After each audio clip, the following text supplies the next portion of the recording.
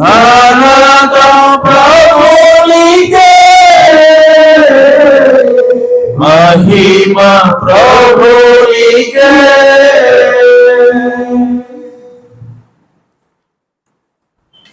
దేవునికి స్తోత్రం. హల్లెలూయా.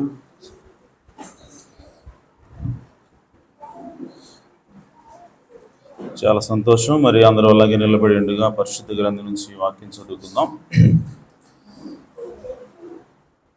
దానియేలు గ్రంథము 7వ అధ్యాయము.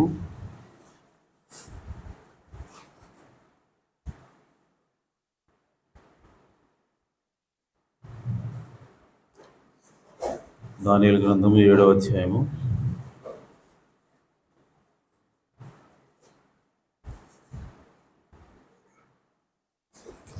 మొదటి నుండి 4వ వచనం నుండి చదువుకుందాం. మొదటిది సింహమును పోలినది గాని దానికి పక్షిరాజు రెక్కల వంటి రెక్కలుండెను. నేను చూచుచుండగా దాని రెక్కలు తీయబడినవి గనుక మనుషుని వలె అది పాదములు పెట్టుకొని నేలపైన నిలువబడెను. మరియు మానవ మనస్సు వంటి మనస్సు దానికి ఇవ్వబడెను. రెండవ జంతువు ఎలుగుబంటిని పోలినది. అది ఒక పార్శ్వం మీద పండుకొని తన నోట పండ్ల మధ్య 3 ప్రక్కటెముకలను పట్టుకున్నది. కొందరు లెమ్ము, విస్తారముగా మాంసం భుజించుము అని దానితో చెప్పిరి. దేవుడు తన పరిశుద్ధ వాక్యమును దీవించునుగాక. తల వంచి చిన్న ప్రార్థన చేసుకుందాం. సర్వోన్నతుడా, సర్వశక్తి గల తండ్రి, భూమి ఆకాశములను నీ నోటి మాట ద్వారా సృష్టించిన గొప్ప సృష్టికర్త, మీ ఘననామమునకు స్తోత్రం ప్రభువా. ఈ ఉదయకాల సమయంలో మీ బిడ్డలమైన మమ్మల్ని అందరినీ కూడా ఇటు రీతిగా సమకూర్చినందుకే స్తోత్రం తండ్రి. ఈ సమయంలో పాటల ద్వారా మీ నామాన్ని స్తుతించి ఉన్నారు. అలాగే సాక్ష్యాల ద్వారా మీ యొక్క కార్యాలను నాయన కొనియాడి ఉండగా, ఇదిగో నాయన ఎక్కడ 2-3 కూడుకొని నా నామను ప్రార్థిస్తారో వారి మధ్యలో ఉంటానని వాగ్దానం చేసినట్లుగా మీరు మా మధ్యలో ఉన్నారు, మేము నమ్ముచున్నాం ప్రభువా. ఈ సమయంలో మీరు రంగం మీదకి రండి. అల్పుడను అయోగ్యుడిని అయా నన్ను మరుగు చేసుకునండి. అయా నతని మీ బిడ్డలు వారి జీవితాలు మారునట్లుగా, అయా నతని మా జీవితాలు మేము సరి చేసుకున్నట్లుగా మీరు ఈ రంగం మీదకి వచ్చి ప్రభువా అందరితో మాట్లాడమని, మీ ఆత్మచేతములను అభిషేకించమని మా ప్రభువును రక్షకుడునైనా యేసుక్రీస్తు నామములో ప్రార్థించడి వేడుకుంటున్నాను ప్రభు తండ్రి. ఆమేన్. ఆమేన్. దయచేసి కూర్చోవచ్చు. Praise the lord. హల్లెలూయా. చాలా సంతోషం. మరి ఈరోజు మన మధ్యలోకి నూతన దంపతులు కొత్తగా మరి జతపరచబడిన వారు మరియరాజు అలాగే పద్మ రావటం నిజంగా సంతోషం. యేసుక్రీస్తు నామములో వాళ్ళని సంఘంలోకి ఆహ్వానిస్తున్నాను. దేవుడు మిమ్మల్ని దీవించునుగాక. ఆమేన్. మరి అలాగే ఈరోజు సహోదరుడు సమూయేలు గారు కూడా మన మధ్యలో ఉండటం నిజంగా చాలా సంతోషం. మరి యేసుక్రీస్తు నామములో వారిని కూడా ఆహ్వానం తెలియజేస్తా ఉన్నాను. మనందరం కూడా మరి ప్రవక్త అంటాడు, దెర్ ఆర్ నో విజిటర్స్, అంటే ఎవరు కూడా సందర్శకులు కాదు, కానీ మనందరం కూడా కుటుంబ సభ్యులమే ఉన్నాం. హల్లెలూయా. సో మన కుటుంబం ఏంటంటే యేసుక్రీస్తు కుటుంబం అయినది. మనందరం కూడా ఒకే రక్తానికి పుట్టాం. మనందరి తండ్రి కూడా ఒక్కడే, ఆయనే ప్రభు అయిన యేసుక్రీస్తు. హల్లెలూయా. మనందరం కూడా దేవుని పిల్లలమై ఉన్నాం కాబట్టి మనందరం కూడా ఒకే కుటుంబమై ఉన్నాము. ఆమేన్. కాబట్టి ఇక్కడ ఎవరు కూడా విజిటర్స్ ఉండరు, అంటే సందర్శకులు ఉండరు, కానీ ఓన్లీ ఫ్యామిలీ మెంబర్స్ మాత్రమే ఉంటారు. ఆమేన్. సరే, మంచిది. మరి సండే స్కూల్ జరిగిందని అనుకుంటా ఉన్నాను. సో ఇంకా మరి కొంతమంది పిల్లల్ని పంపించట్లేదు, ఎస్పెషల్లీ మా పాపే రాలేదు. ఎందుకంటే ఇంట్లో కొంచెం నాన్నకి బాగలేకపోవడం వల్ల పనులు విస్తారంగా ఉన్నాయి. దానివల్ల రెడీ చేయడం కొంచెం కష్టంగా ఉంటుంది పాస్టర్ గారికి. మరి మిగిలిన వాళ్ళు మరి మీ పిల్లల్ని పంపిస్తున్నారని చెప్పి నేను అనుకుంటా ఉన్నాను. ఒకవేళ పంపించకపోతే సండే స్కూల్కి మీ పిల్లల్ని పంపించండి. ఎందుకంటే బాలుడు నడవలసిన త్రోవను వానికి నేర్పాలి. ఎప్పుడు నేర్పాలి? పెద్దవాడైన తర్వాత కాదు, చిన్నపిల్లాడప్పుడే నేర్పాలి. అప్పుడు పెద్దవాడైన తర్వాత వాడు దాని నుంచి తొలగిపోవడం రాయబడింది. కాబట్టి దాని విషయంలో తల్లిదండ్రులైన మీరు మరి నెగ్లెక్ట్ చేయొద్దు, నిర్లక్ష్యం వహించొద్దు. మీరు ఖచ్చితంగా మీ పిల్లల్ని సండే స్కూల్కి పంపించండి. మరి సండే స్కూల్ నడిపించడానికి సహోదరి పియలా నడుము కట్టుకొని ఉంది. తను చాలా కష్టపడతా ఉంది. కాబట్టి దేవుడు ఆమెను దీవించును గాక. సో కాబట్టి అటువంటి మరి ముందుకు వచ్చినప్పుడు మరి మన పిల్లల్ని పంపించడానికి కూడా మనం ముందుకి రావాలి. కష్టపడతా ఉంది, అలాగే తల్లిదండ్రులుగా మనం కూడా కష్టపడాలి ఖచ్చితంగా. ఆమేన్. సో కాబట్టి సండే స్కూల్ మిస్ చేయొద్దు, పిల్లల్ని పంపించండి. ఆమేన్.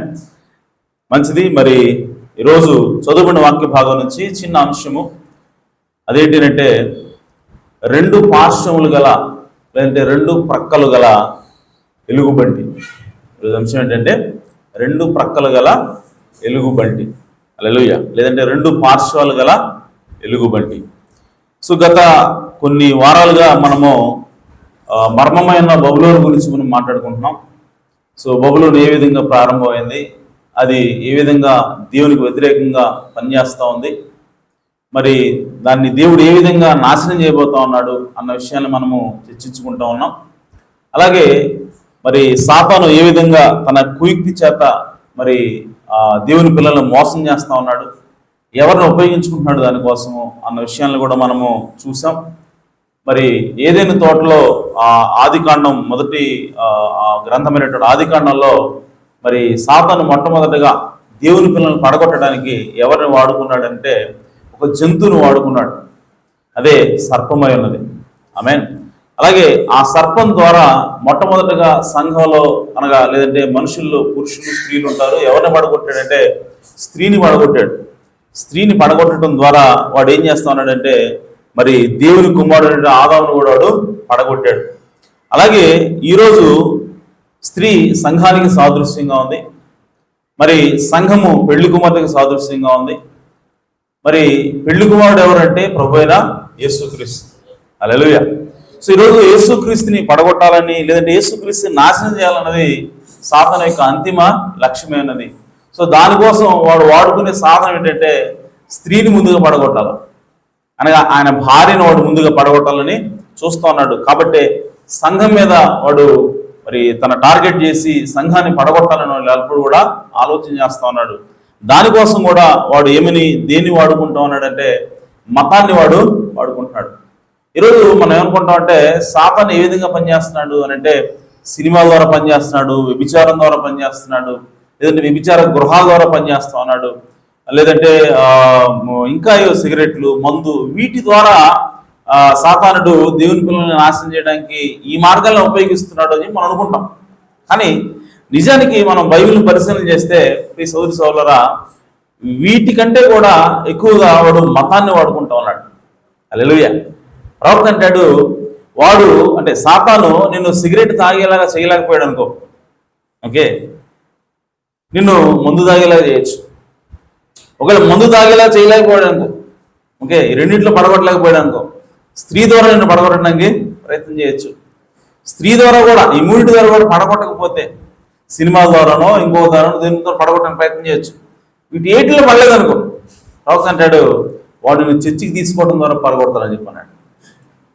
చర్చికి తీసుకెళ్ళటం ద్వారా పడగొడతాడు. ఇదేంటి, చర్చికి పోతే మంచిదే కదా.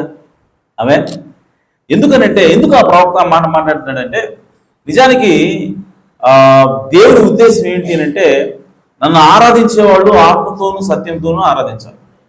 దేవుణ్ణి ఆరాధించేవాళ్ళు ఎలా ఆరాధించాలి? ఆత్మతోనూ సత్యంతోనూ దేవుణ్ణి ఆరాధించాలి, మనస్ఫూర్తిగా ఆరాధన చేయాలి.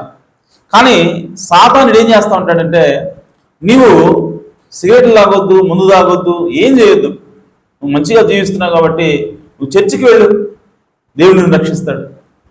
చర్చిలో కూర్చో, పోయి దేవుడు నిన్ను రక్షిస్తాడు. పాటలు పాడు, దేవుడు నిన్ను రక్షిస్తాడు. అంతే నువ్వు చేయాల్సింది. అంటే కేవలం చర్చికి వెళితే చాలు నువ్వు రక్షించబడతావు అని వాడు బోధ చేస్తాడు. హల్లెలూయా.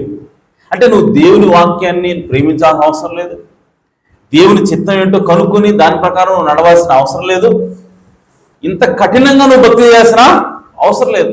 జస్ట్ పోయి కూర్చో చాలు అంతే. ఆయన ఏం చెబుతున్నాడో విను, అర్థమైతే విను, లేదంటే నిద్రపో, ఓకే. కానీ చర్చికి వెళ్ళడం మాత్రం ప్రాముఖ్యం. ఆమేన్. లేదంటే చర్చిలో ఏదైనా పని ఉంటే చెయ్యి, అంతేగాని ఈ వాక్యం చదువుదాం, దీనిలో లోతు ఎంత ఉందో చూద్దాం, అసలు దేవుడు ఏం చెబుతున్నాడు నాకు, దేవుడి వాక్యం ప్రకారంగా జీవిద్దాం, ఈ ఆలోచన వాడు రానివాడు.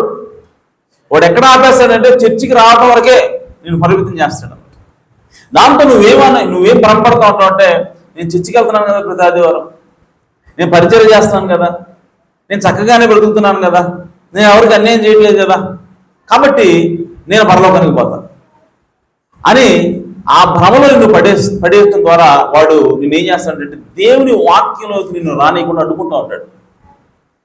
దేవుని యొక్క నిజమైనటువంటి సత్యాన్ని నువ్వు గ్రహించకుండా నీ జీవితము నీ హృదయం మారకుండా దాంతో నిన్ను ఆపేస్తూ ఉంటాడు. కానీ నిజానికి దేవుడు కోరుకుంటుంది ఏంటి అంటే, ఈ బైబిల్లో ఉన్నటువంటి ప్రతి మాట కూడా నువ్వు నమ్మాలని దేవుడు కోరుకుంటా ఉన్నాడు. హల్లెలూయా. సో దేవుని చిత్తం కంటే నువ్వు ఏది కూడా ఎక్కువగా ఎంచకూడదు అన్నది దేవుని ఉద్దేశం. అక్కడికి రానియకుండా వాడు కేవలం చర్చ దగ్గరకు వచ్చి నేను ఆపేస్తూ ఉంటాడు. కాబట్టి ఈ రోజుల్లో అత్యంత ప్రమాదకరమైనటువంటి సాతాను యొక్క ఆయుధం ఏమిటి మతం. మతం ద్వారా వాడు నిన్ను మత్తుల్ని చేస్తా ఉన్నాడు.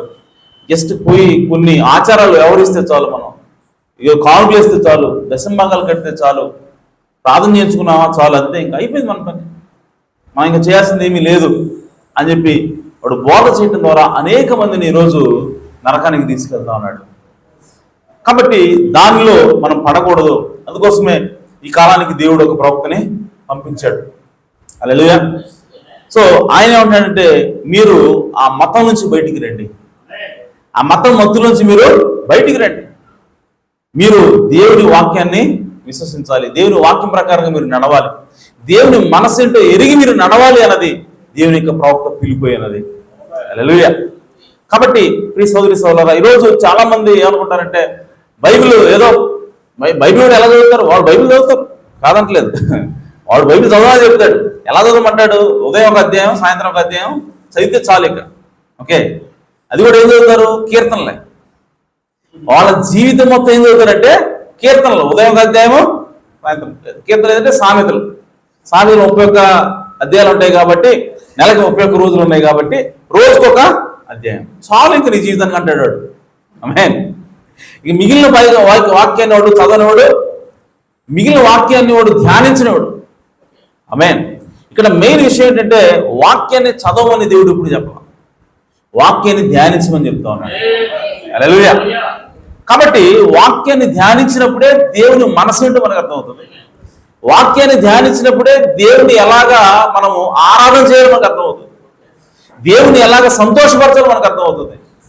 అది అర్థం కాకుండా ఉండడం కోసం వాడు ఏం చేసుకోవాల్సినట్టు, బైబిల్ చదవమన్నాడు కదా దేవుడు, ధ్యానించమన్నాడుగా అన్నదాన్ని వాడు చదవమన్నాడు కాబట్టి ఏదో 2 ముక్కలు చదువు అయిపోయింది, ఇంకా దేవుడికి చేసి మనం ఇచ్చేసాం కాబట్టి ఇక మన పని మనం చేసుకోవచ్చు అని వాడు ఆ మతం మత్తులో మనల్ని ముంచాలని ప్రయత్నం చేస్తూ ఉంటాడు. కాబట్టి దాని నుంచి మనం బయటికి రావాలా. హల్లెలూయా. అలాగే ఇంకా ఏమంటారంటే, చాలా మంది మన వర్తమానంలో వాళ్ళు ఏమంటారంటే, ఈ మధ్య ఈ అమెరికా గురించి, రష్యా గురించి, లేదంటే ఉక్రెయిన్ గురించి, ఇవన్నీ సమకాలీన సంఘటనల గురించి, యుద్ధాల గురించి, ఇవన్నీ మనకెందుకండి? ఆమేన్. ముద్రలు అంటున్నారు, దానియేలు 70 ద్వారాలు అంటున్నారు. ఇవి చాలా లోతైన విషయాలు కదా, అవి సామాన్యులకు అర్థం కావట్లేదు, మాకు అర్థం కావట్లేదు. ఇవన్నీ ఎందుకు మనకి అనవసరంగా? బుర్ర పాడైపోతుంది, మాకు తల హీట్ ఎక్కిపోతా ఉంది, ఇవి మాకు అర్థం కావట్లేదు. ఇవన్నీ ఎందుకండి? కేవలం వాక్యం చెబితే చాలు కదా, ఏదో అర్థమా 4 ముక్కలు చెబితే అది విన్నామా ఇల్లామా అంతవరకే, కానీ ఇంకా లోతుకు పోయి ఎన్ని చూడాల్సిన అవసరం ఉంది. అసలు మనం రక్షించబడాలంటే దానియేలు 70 ద్వారాలు అవసరమా?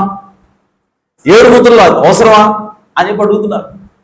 ప్రియ సోదరి సోదరులారా, దేవుడు తన వాక్యంలో ఏ మాట కూడా, ఒక్క మాట కూడా వృధాగా రాయించడు. హల్లెలూయా.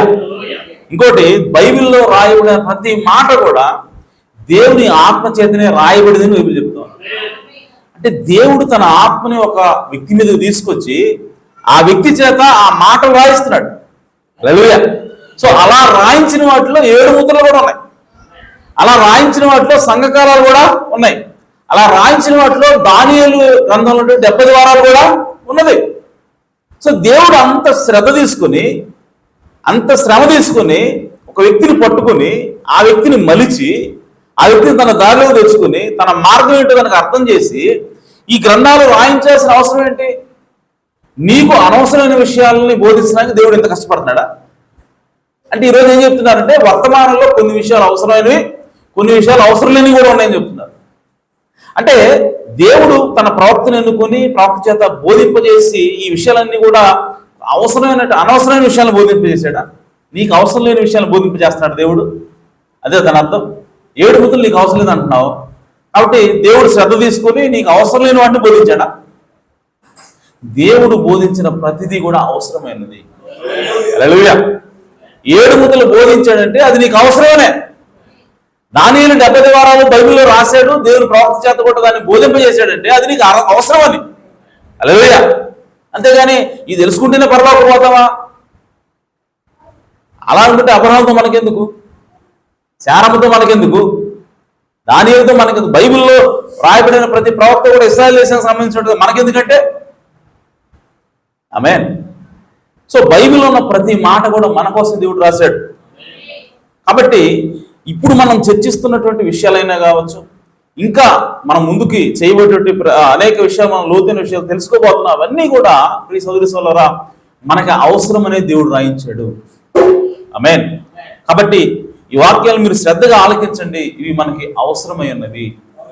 మీ విశ్వాసాన్ని పెంచాలి అంటే, మీ విశ్వాసం పెరగాలి అంటే, ఎత్తబడే విశ్వాసం రావాలి అంటే ఖచ్చితంగా ఈ విషయాలు తెలుసుకుని తీరాలి.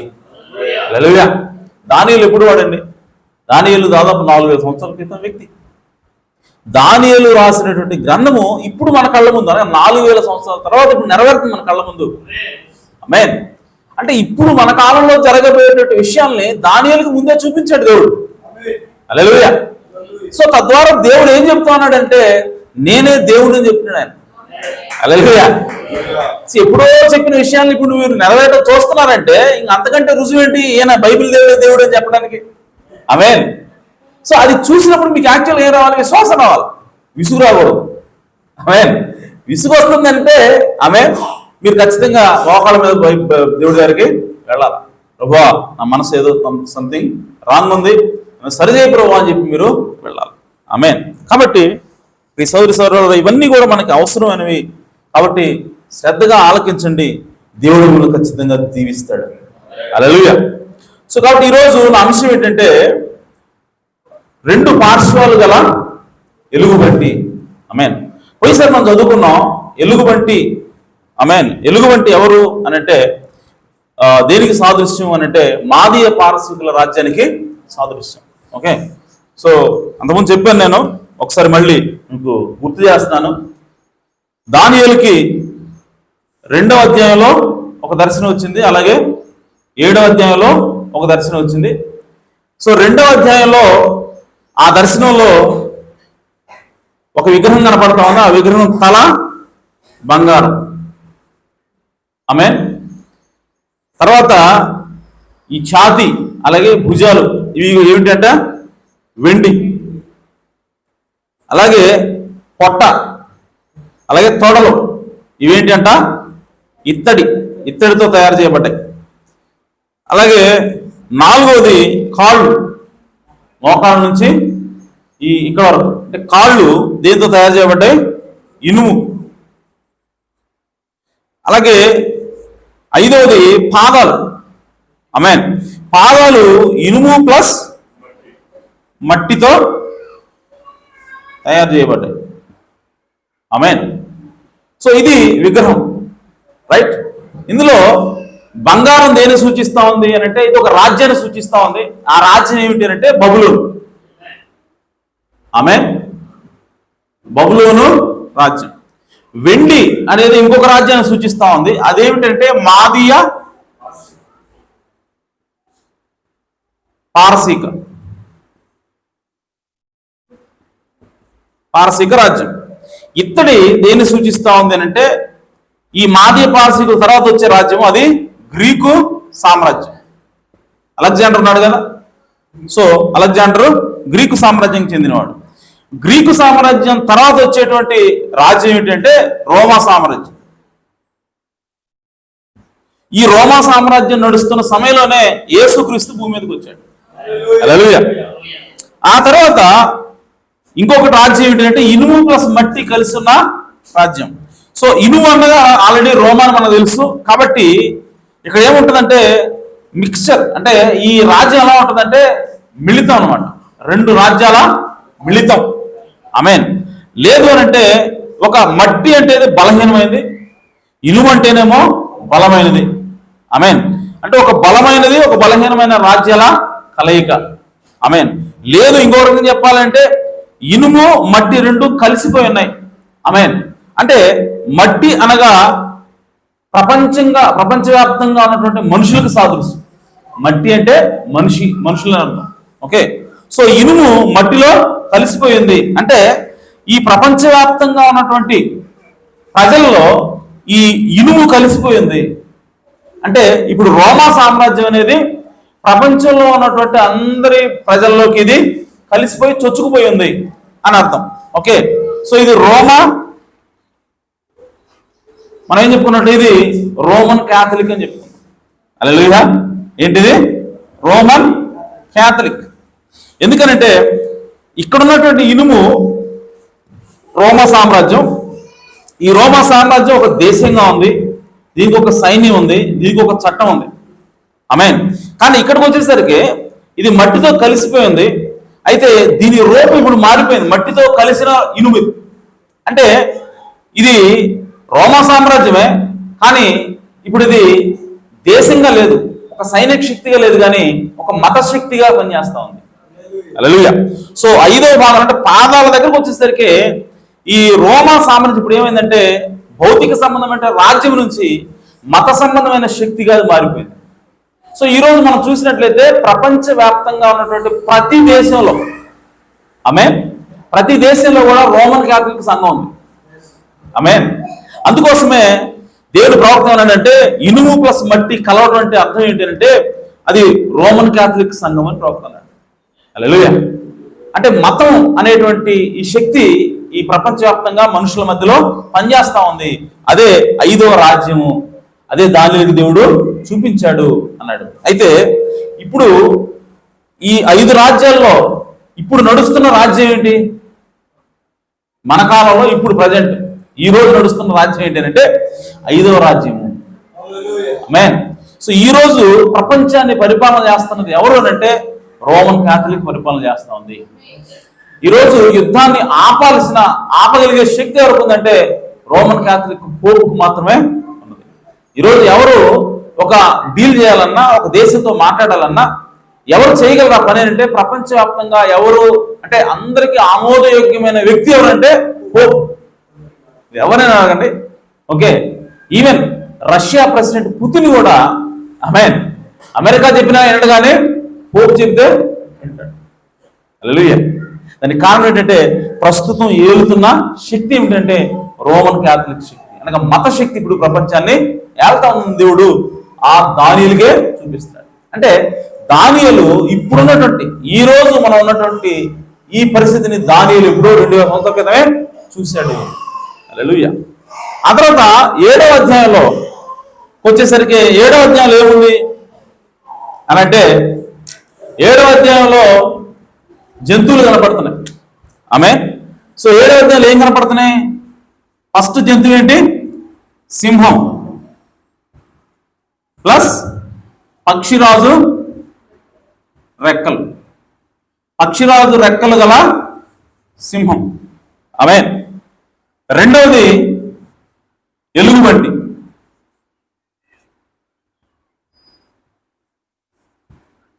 మూడవది చిరుతపులి.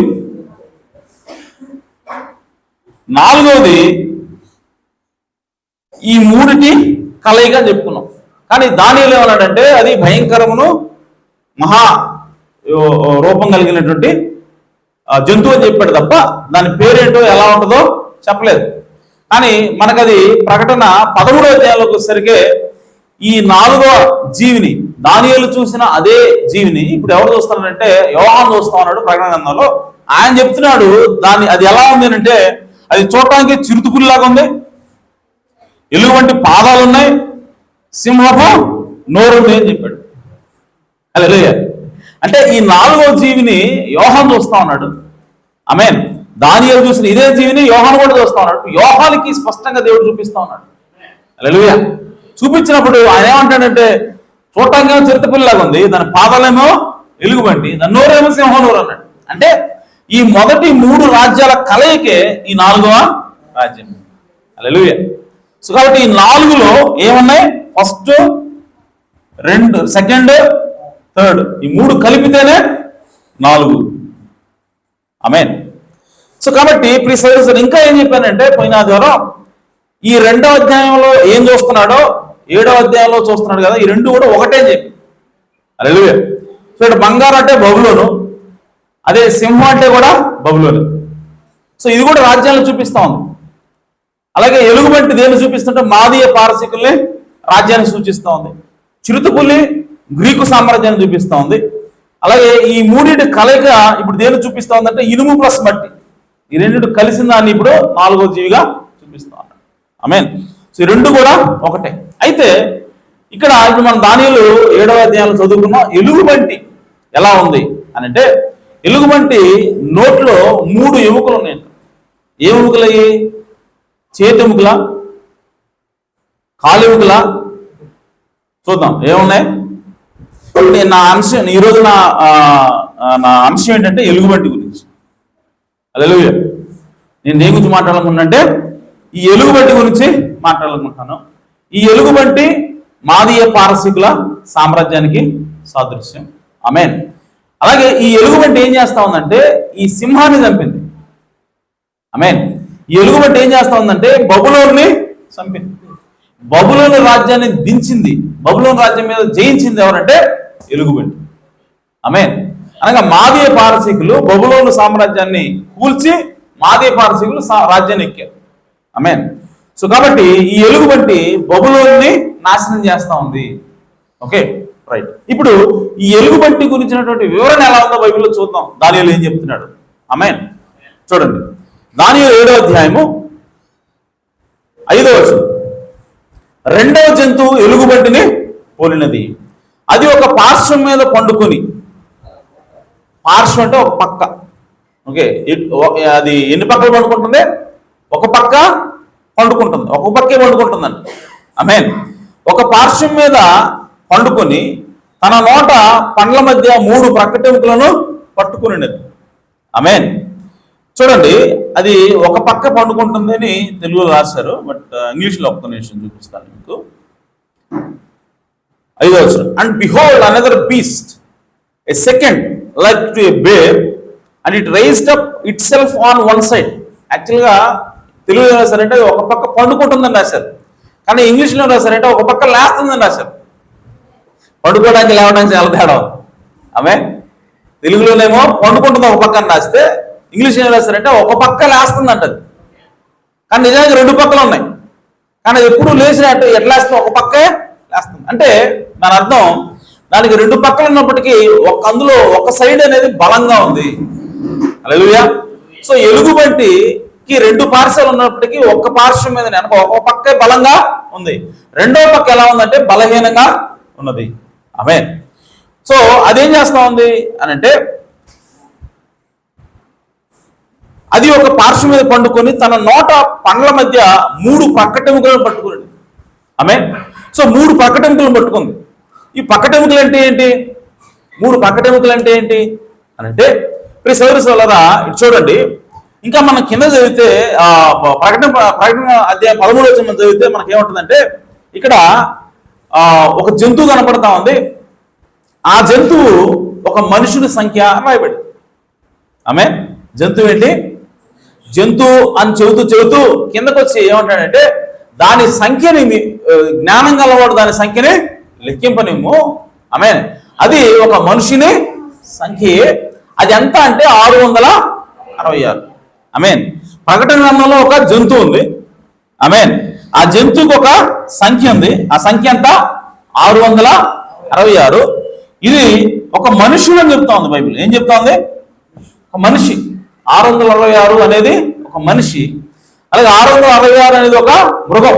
అంటే ఈ మృగమే మనిషి అని చెప్తాం. హల్లెలూయా. సో కాబట్టి ఆ మృగం అంటే మృగం కాదు కానీ ఒక మనిషి అనగా పోప్ అని మనం అర్థం చేసుకున్నాం. అయితే ఇక్కడ ఈ 666లో ఎన్ని 6లు ఉన్నాయంటే 3 6లు ఉన్నాయి. ఆమేన్. 6 అనగా అది మనుష్యుని సంఖ్య. మనకు తెలుసు. 6వ దినాన దేవుడు ఎవరు చేశాడు?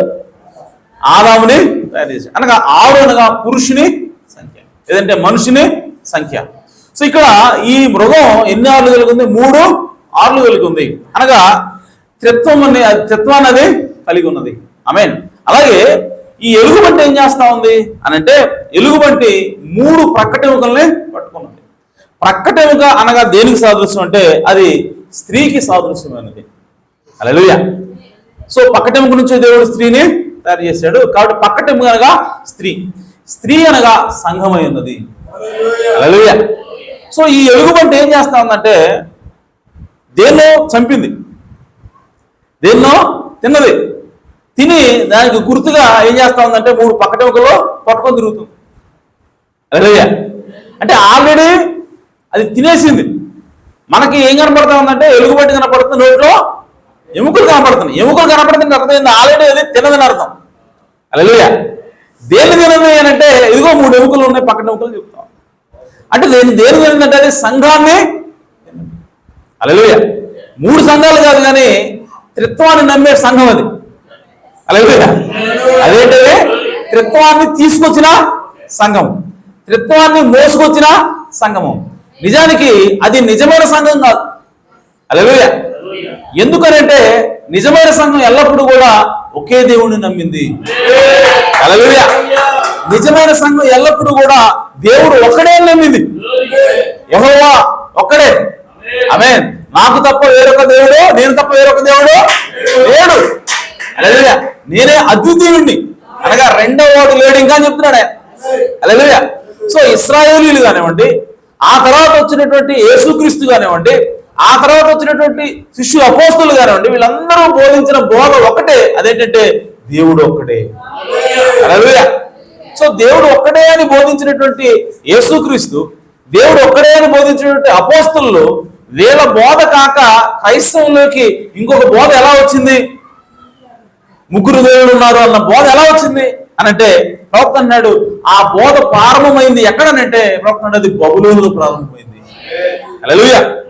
ప్రవక్త చెప్తున్నాడు అసలు మోనోయిథిస్టులు ఉన్నారు అంతకుముందు, అంటే ఏకదేవుడు ఒక్క దేవుడిని ఆరాధించే వాళ్ళు ఉన్నారు. కానీ ఈ మోనోయిథిజం ఎక్కడి నుంచి వచ్చింది అని అంటే అది బబులోనులో ప్రారంభమైంది ప్రవక్త అన్నాడు. హల్లెలూయా. An exposition of the 7 churches, పెర్గమా చర్చ్, పెర్గమా సంఘకాలం అనే వర్తమానంలో ప్రవక్త అన్నాడు monotheism turn to polytheism in Babylon. అసలు మొట్టమొదటి ఉన్నది ఏమిటంటే ఏకదేవుని ఆరాధన, ఒకే దేవుడు అన్న భావం ఉండేది, సిద్ధాంతం ఉండేది. సో ఈ సిద్ధాంతం కాస్త అనేక దేవుళ్ళ సిద్ధాంతంగా మారింది ఎక్కడ అనంటే బబులోనులో అంటాడు. హల్లెలూయా. The devil's lie and the devil's mysteries rose up against the truth of God. దెయ్యం యొక్క అబద్ధాలు, దెయ్యం యొక్క మర్మాలు దేవుని యొక్క నిజానికి, దేవుని యొక్క సత్యానికి వ్యతిరేకంగా లేసాయంట. హల్లెలూయా. And the mysteries of God in that city, అలాగే ఎక్కడ లేచాయనంటే ఆ పట్టణంలోనే దేవుని యొక్క సత్యం నిలబడి ఉంటే దేవుని సత్యానికి వ్యతిరేకంగా దెయ్యం యొక్క అబద్ధాలు లేచి ఎదురుగా నిలబడ్డాయంట. ఆ సిటీలో ఆ పట్టణం, అదే బబులోను పట్టణమే ఉన్నది. Satan truly became the god of this world. సాతాను ఈ ప్రపంచానికి నిజంగానే దేవుడయ్యాడు. And exacted worship from those that he had duped, causing them to believe that he was truly the Lord. So ఏ దేవుడి నుంచి ఏదైతే ఆరాధన తీసుకున్నాడో, దేవుడి దగ్గర నుంచి ఏదైతే కాపీ కొట్టాడో, దాని నుంచి వీడేం చేశాడంటే ప్రపంచాన్ని దాసోహం చేసుకున్నాడు. ప్రపంచానికి వీడే దేవుళ్ళగా వెళ్ళపించాడంట. ఆమేన్. The polytheistic religion of the enemy began with the Trinitarian doctrine. బహుదేవత ఆరాధన అనేది దేనితో ప్రారంభమైంది అనంటే త్రిత్వ సిద్ధాంతంతోనే ప్రారంభమైంది. హల్లెలూయా. సో కాబట్టి త్రిత్వం అనేది ఎక్కడ ప్రారంభమైంది అంటే బబులోనులో ప్రారంభమైంది. ఆమేన్. It was way back there in antiquity that the book one God in 3 persons idea came into existence. అది ఎప్పుడో రాశారంట పుస్తకం, ఒక యాంటిక్విటీ అనే పుస్తకంలో. అక్కడ 1 God in 3 persons, 3 దేవుళ్ళలో 3 వ్యక్తుల్లో ఉన్న ఒక్క దేవుడు అన్న ఆ సిద్ధాంతం అనేది, ఐడియా అనేది బయలుదేరింది. అక్కడి నుంచే త్రిత్వం అనేది బయటకు వచ్చింది. త్రిత్వం నుంచి 3 కాదు 4 ఉన్నారని, ఆ తర్వాత 5 ఉన్నారని, ఆ తర్వాత కొన్ని వేల మంది దేవతలు ఉన్నారని, ఈ విధంగా బహుదేవతారాధన అనేది బయటకు వచ్చింది. దీనంతటి కూడా ప్రారంభం ఎక్కడి నుంచి అంటే త్రిత్వ సిద్ధాంతం నుంచే వచ్చింది. ఈ త్రిత్వ సిద్ధాంతం ఎక్కడ బయలుదేరింది అంటే అది బబులోనులో బయలుదేరింది. హల్లెలూయా. సో కాబట్టి బబులోను అనేది దయ్యం యొక్క సిద్ధాంతానికి అది ఆలంబనగా ఉన్నది. అలాగే అబద్ధ సంఘానికి ఆలంబన ఎవరంటే, ఆది ఎవరంటే బబులోనులోనే ప్రారంభమైంది. ఆమేన్. సో ఆ బబులోన్ని అది ఒక సంఘం కాబట్టి, అది ఒక త్రిత్వాన్ని తీసుకొచ్చినటువంటి సంఘం కాబట్టి, దాన్ని విరిచేది ఎవరు, దాన్ని నాశనం చేయడానికి దేవుడు ఎవరు వాడుకుంటా ఉన్నాడంటే బబులోన్ని నాశనం చేయడానికి ఎలుగుబట్టిన దేవుడు వాడుకుంటూ ఉన్నాడు. అనగా మాదీయ పారసీకులు దేవుడు వాడుకుంటూ ఉన్నాడు. హల్లెలూయా. అందుకోసం ప్రవక్త అంటే చాలా వర్తమానాల్లో మీరు కమ్యూనిజం చూసి మోసపోకండి, కమ్యూనిజం చూసి భయపడవాకండి, కమ్యూనిజం అనేది దేవుని చేతులు ఆయుధం అని ప్రవక్తున్నాడు. హల్లెలూయా. ఎందుకంటే దేవుని పిల్లలను నాశనం చేసినటువంటి, దేవుని యొక్క సత్యాన్ని నాశనం చేసినటువంటి దాన్ని దేవుడు తీర్పు తెచ్చడం కోసము వాడుకుంటున్నటువంటి ఒక దేశమే రష్యా కమ్యూనిజం ప్రవక్తున్నాడు. హల్లెలూయా. కాబట్టి ఎలుగు వంటి 3 ప్రకటనలు పట్టుకుంటా ఉన్నది. అదేంటంటే త్రిత్వాన్ని నమ్మేటువంటి ఒక సంఘమైనది. ఆ సంఘాన్ని నాశనం చేసేది ఏమిటంటే ఎలుగు వంటి నాశనం చేస్తున్న దేవుడు దానియేలు దర్శనం ద్వారా దేవుడు ముందుగానే మనకి తెలియజేస్తా ఉన్నాడు. హల్లెలూయా. అలాగే ఈరోజు తన అంశం ఏంటంటే అది ఒక ప్రక్క లేస్తుందంట. అంటే ఒక ప్రక్క దానికి స్ట్రాంగ్, అది శక్తివంతంగా పనిచేస్తా ఉంది. ఆమేన్. సో ఎందుకు అది అని అంటే దాని అర్థం ఏంటి అని అంటే ప్రవక్త దాని గురించి మాట్లాడుతున్నాడు.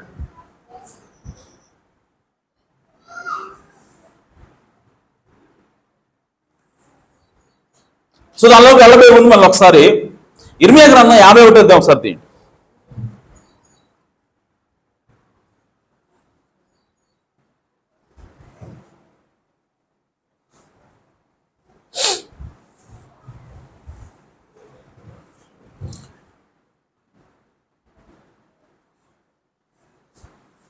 ఇర్మియా గ్రంథం 51వ అధ్యాయము 11వ వచనం నుండి.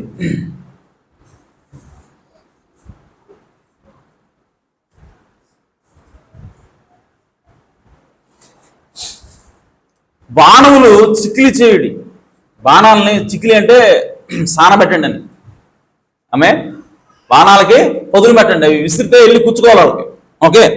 బాణములు చిక్కిలి చేయుడి, కేడెములో పట్టుకొనుడి, బబులోనును నశింపజేయుటకు. ఎవరిని? బబులోనుని నశింపజేయుటకు యెహోవా ఆలోచించుచున్నాడు. హల్లెలూయా. సో బబులోని నాశనం చేయాలని దేవుడు ఆలోచిస్తున్నాడు. మాదీయుల రాజుల మనస్సును దాని మీదకి రేపుచున్నాడు. హల్లెలూయా. బబులోని నాశనం చేయడానికి ఎవరు రేపుతున్నాడంట? మాదీయుల్నే రేపు. అంటే మాదీయ పారసీకులు, రెండో రాజ్యం ఏంటిది? మాదీయ పారసీకుల్ని ఎవరు నాశనం చేయడానికి వాడతాడు? బబులోని నాశనం చేయడానికి దేవుడు వాడుతా ఉన్నాడు. హల్లెలూయా. రేపుచున్నాడు.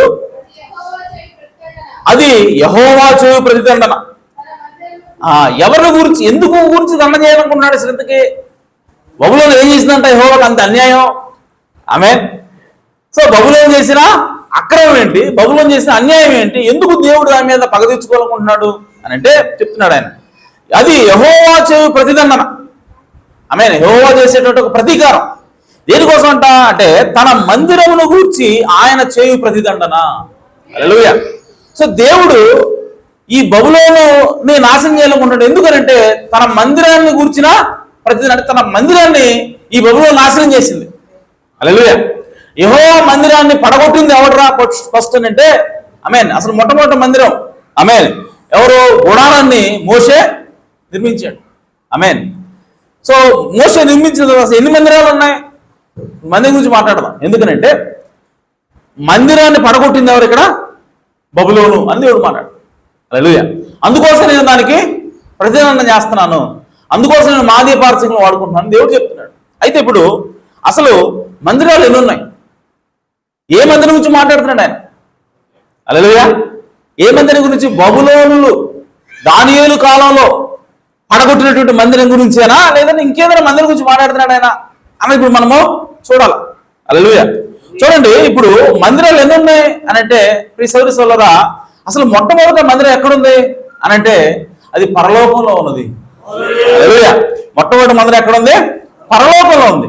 సో పరలోకంలో ఒక మందిరాన్ని దేవుడు ఆల్రెడీ ఉంచుకున్నాడు. అక్కడ దేవుడు నివాసం చేస్తాడు. మందిరం అనగా దేవుడు నివసించే స్థలం. మందిరం అనగా దేవుని ఇల్లు. ఆమేన్. ఒక మనిషి నివసిస్తేనేమో అది ఇల్లు అంటాం, అదే దేవుడు నివసిస్తే మందిరం అంటాం. హల్లెలూయా. అర్థమైందా? సో దేవుడు ఎక్కడ నివసిస్తున్నాడు? మొదట్లో అంటే పరలోకంలో నివసిస్తా ఉన్నాడు. కాబట్టి దేవుని మందిరం అనగా దేవుని ఇల్లు ఎక్కడ ఉందంటే పరలోకంలో ఉన్నది. ఆమేన్. సో పరలోకంలో ఉన్నటువంటి మందిరం మీదకి దండెత్తి వచ్చింది ఎవడు? ఆ పరలోకంలో ఉన్నటువంటి మందిరాన్ని నాశనం చేయాలని చూసింది ఎవడు అని అంటే ఆదిలో సాతాను అయి ఉన్నాడు. హల్లెలూయా. సో సాతాను ఏం చేశాడంటే ప్రియసోదరులారా, దేవుని యొక్క పరలోకంలో ఉన్నటువంటి ఆ మందిరాన్ని నాశనం చేయాలని అక్కడికి పాపాన్ని వాడు తీసుకొని వచ్చాడు. హల్లెలూయా. పాపం ద్వారా దాన్ని నాశనం చేయాలని చూశాడు. చూడండి, ప్రకటన 11:19 మనం పరలోకంలో మందిరాన్ని చూస్తాం. అక్కడికి వెళ్దాం ఒకసారి.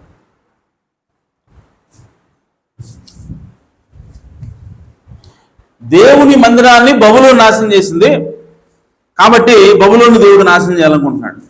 అయితే ఆ ఏ మందిరం గురించి దేవుడు మాట్లాడుతున్నాడు? సో దాన్ని చూసి తర్వాత మనం ముందుకెళ్దాం. ఎక్కడుంది? దానికంటే ఇదే బెటర్గా ఉంటుంది.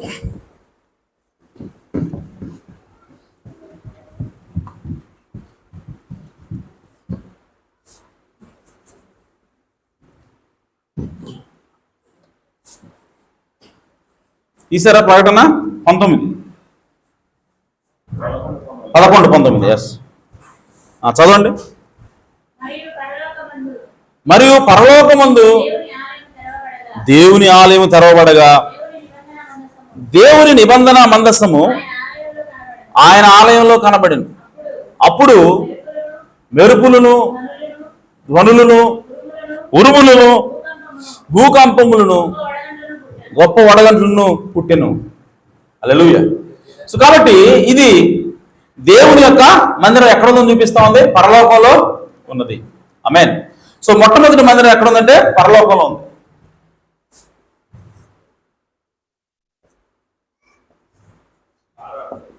కనపట్లేదా? అయిపోయింది, ఇంకైపోయింది ఇది.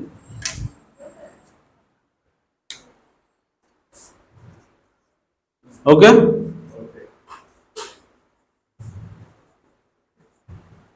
మొట్టమొదటి మందిరం పరలోకం. సో పరలోకంలో ఉన్నదాన్ని ఎవరు పడగొట్టారంట? చూడండి, ప్రవక్త అన్నాడు ద ఫోర్త్ సీల్, 4వ ముద్ర అనే వర్తమానంలో 336 పేర్లు అంటున్నాడు. If God speaks or sends you, he backs up what you say. దేవుడు నిన్ను కనుక పంపిస్తే నువ్వు మాట్లాడే ప్రతి మాటకి దేవుడు సపోర్ట్ చేస్తాడంట. Notice, if you are an ambassador from heaven, all heaven is behind you. గుర్తుంచుకోండి, మీరు కనుక పరలోకం నుంచి పంపబడితే పరలోకం అంతా మీ వెనకాల ఉంటుంది అన్నాడు. హల్లెలూయా. And heaven is consisted of the word. పరలోకం అనేది వాక్యంతో నింపబడి ఉన్నది. ఆమేన్. ఆ తర్వాత ప్రవక్త అన్నాడు the greatest battle ever fought, అత్యంత అంటే పోరాడబడిన అత్యంత గొప్ప పోరాటం అనే వర్తమానంలో 62 ప్రవక్త అన్నాడు దిస్ గ్రేట్ ఫస్ట్ బ్యాటిల్, మొట్టమొదటి యుద్ధం, దట్ వాజ్ ఎవర్ ఫాట్, మొట్టమొదట పోరాడిన అతి గొప్ప పోరాటం బిగిన్ ఇన్ హెవెన్, పరలోకంలో ప్రారంభమైంది. When Michael and his angels fought against Lucifer, ఎవరి వ్యతిరేకంగా? మైకేల్ కి, లూసిఫర్ కి, అలాగే లూసిఫర్ యొక్క దూతలకు మధ్య యుద్ధం జరిగింది. It first started, the first battle was in heaven, మొట్టమొదటి యుద్ధము పరలోకంలో జరిగింది. So sin did not originate on earth, it is originated in heaven. కాబట్టి పాపం అనేది భూమి మీద ప్రారంభించబడలేదు కానీ పరలోకంలోనే ప్రారంభించబడింది. హల్లెలూయా. కాబట్టి సోదరులు ఎక్కడి నుంచి అంటే పరలోకంలో ఉన్నటువంటి మందిరం నుంచి వాడిని కిందకి త్రోసేస్తాడు. ఎందుకంటే పరలోకంలోకి పాపాన్నోడు తీసుకుని వచ్చాడు. ఆమేన్. అందుకోసం యెషయా అంటున్నాడంటే 14:12 how art thou fallen from heaven, నువ్వు పరలోకం నుండి ఎట్లు పడితివి. తీయండి ఒకసారి. ఓ లూసిఫర్ పరలోకం నుండి నువ్వు ఎట్లు పడితివి. సన్ ఆఫ్ ద మార్నింగ్, వేకువ కుమారుడా, వేకువ పుత్రుడా. How art thou cut down to the ground, నేల వరకు నువ్వు ఏ విధంగా నరకబడితివి. Which didst weaken the nations, ఆ నేల వరకు నరకబట్టం అనేది ప్రపంచాన్ని అది బలహీనం చేసింది. For thou hast said in thine heart, I will ascend into heaven, I will exalt my throne above the stars of God. నేను పరలోకానికి ఎక్కిపోతాను, పరలోకంలో ఉన్నటువంటి దేవుని కుమారులు అందరికంటే కూడా ఎత్తుగా నేను వెళ్తానని చెప్పి నీలో నువ్వు అనుకుంటువి కనుక I will SIT also upon the mount of the congregation in the sides of the north. అలాగే నువ్వేమనుకున్నావు అంటే ఈ ప్రజలు కూర్చునేటువంటి ఆ సభాపర్వతం మీద ఆమేన్ నేను ఆ ఉత్తర దిక్కున నేను కూడా కూర్చుందును అని నువ్వు అనుకున్నావు. ఆమేన్. అంటే సాతాను ఏమనుకుంటున్నాడంటే ఆ పరలోకంలో ఉన్నటువంటి దేవుని నివాసంలో దేవుని యొక్క సింహాసనం ఎక్కడ ఉందంటే అది ఉత్తర దిక్కున ఉన్నది. ఆమేన్. సో ప్రజలందరూ కూడా ఆ విధంగా అక్కడ సమావేశం అయితే ఒక సింహాసనం ఉంటే ఆ సింహాసనం ఉత్తర దిక్కున ఉన్నది. ఆ ఉత్తర దిక్కున సింహాసనం దేవుడు ఆసీనుడే ఉంటాడు. ఇప్పుడు సాతాను ఏమనుకున్నాడంటే ఆ సింహాసనం మీద నేను కూర్చోవాలి అనుకున్నాడు. హల్లెలూయా. అంటే దేవునితో తాను సమానుడిగా చేసుకోవాలి, నేను కూడా దేవునితో ఆరాధించబడాలి, దేవునితో సమానుడుగా అని ఒక ఆలోచన బయలుదేరింది సాతానులో, లూసిఫర్లో. అదే పాపమై ఉన్నది. ఆమేన్. అందుకోసం అన్నాడు ఆ పాపము కనబడనంత వరకు నువ్వు యథార్థవంతుడు కదా, నువ్వు మంచివాడు కదా అని బైబిల్ తెలియజేస్తా ఉంది. ఆమేన్. సో కాబట్టి ఆ పరలోకంలో ఉన్నటువంటి ఆ మందిరంలో నుంచి ఆమేన్ సాతాను నెట్టి వేసింది ఎవరు అంటే ఆ మందిరాన్ని నాశనం చేయాలి, ఆ మందిరంలో నేను కూర్చోవాలి. అర్థమైందా? ఎందుకు చదువుతున్నానంటే పరలోకంలో ఉన్న మందిరం, ఆ మందిరంలో అధ్యక్షులు ఎవరంటే దేవుడే. ఆమేన్. అది ఎక్కడుందంటే నార్త్ అంటే ఉత్తర దిక్కున ఉన్నది. ఆ ఉత్తర దిక్కున సభాపర్వతం మీద దేవుడు మాత్రమే కూర్చోవాలా, కానీ సాతాను వచ్చి దానిలో కూర్చోవాలని చెప్పి వాడు ఏం చేస్తాడంటే దాన్ని అటాక్ చేయాలని చూసాడు. దాని మీద వాడు దండెత్తినప్పుడు తన ఏంజల్తో తన దూతలతో వాడు పోరాటం చేసినప్పుడు అతనికి సాతానుకు వ్యతిరేకంగా ఎవరు పోరాడంటే మైకేల్ అలాగే అతని దూతలో పోరాడి వాడి మీద విజయం సాధించే వాడిని కిందకి పంపించారు, భూమి మీద వాడిని త్రోసివేశారు. సో కాబట్టి మొట్టమొదటి మందిరం పరలోకంలో ఉన్నది. ఆ తర్వాత దేవుడు మోషేకి కనపడి ఇప్పుడు మోషేకి ఇదిగో పరలోకంలో నాకు మందిరం ఉంది, ఈ విధంగా ఉందని చెప్పి చూపించాడు. హల్లెలూయా. చూపించి ఆయన ఏమన్నాడంటే నేను ఈ భూమి మీద ఈ ఇశ్రాయేలుల్ని ఈ ప్రజలను ఎన్నుకున్నాను కాబట్టి, అబ్రహాము సంతానమే నా సంతానం లేదంటే నా ప్రజలు కాబట్టి ఈ ప్రజల మధ్యలో నేను నివసించాలనుకుంటున్నాను. సో నాకు నివాసం ఒకటి కావాలా, అంటే నాకు ఒక మందిరం కావాలి, నాకు ఇల్లు కావాలన్నాడు దేవుడు. హల్లెలూయా. సో ఆ ఇల్లు ఎలాగ ఉండాలి ఈ భూమి మీద అంటే పరలోకంలో ఉన్న అలాగే ఉండాలి అది కూడా. కాబట్టి ఇది పరలోకంలో ఏ విధంగా ఉందో నీకు తెలియదు కాబట్టి నేను చూపిస్తున్నా చూడని చెప్పి మోషేకి పరలోకంలో ఉన్న దేవాలయం చూపించినప్పుడు అదే మాదిరి ప్రకారము మోషే ఏం చేశాడంటే గుడారాన్ని నిర్మించాడు. హల్లెలూయా. సో కాబట్టి రెండవ మందిరం ఏమిటంటే గుడారము. ఆ తర్వాత సొలొమోను వచ్చి అదే గుడారాన్ని పర్మనెంట్ గా కట్టాడు ఆ వాగ్దాన భూమిలో. ఆమేన్. అదే సొలొమోను మందిరమైనది. మోషే కాలంలో గుడారం నిలబెడితే సొలొమోను కాలంకి వచ్చేసరికి ఇదేమైంది మందిరం అయింది. ఆమేన్. సో రెండవ మందిరం సొలొమోను మందిరం, సొలొమోను కట్టిన మందిరం. ఆమేన్. ఈ సొలొమోను కట్టిన మందిరాన్ని పడగొట్టి అందులో ఉన్నటువంటి బంగారు పాత్రలు వేసపోయి, అందులో ఉన్న మందసాన్ని వేసపోయి, ఆమేన్, అందులో ఉన్న గ్రంథాలు వేసపోయి, అందులో బంగారం అంతా కూడా దోచుకున్నది ఎవరు, దాన్ని పడగొట్టింది ఎవరు అని అంటే బబులోను. ఆమేన్. ఈ సమయంలోనే ఈ బబులోనీయులు దండెత్తి ఆ మందిరాన్ని నాశనం చేసినప్పుడే దానియేలు కూడా చెరపట్టుకుపోయారు. హల్లెలూయా.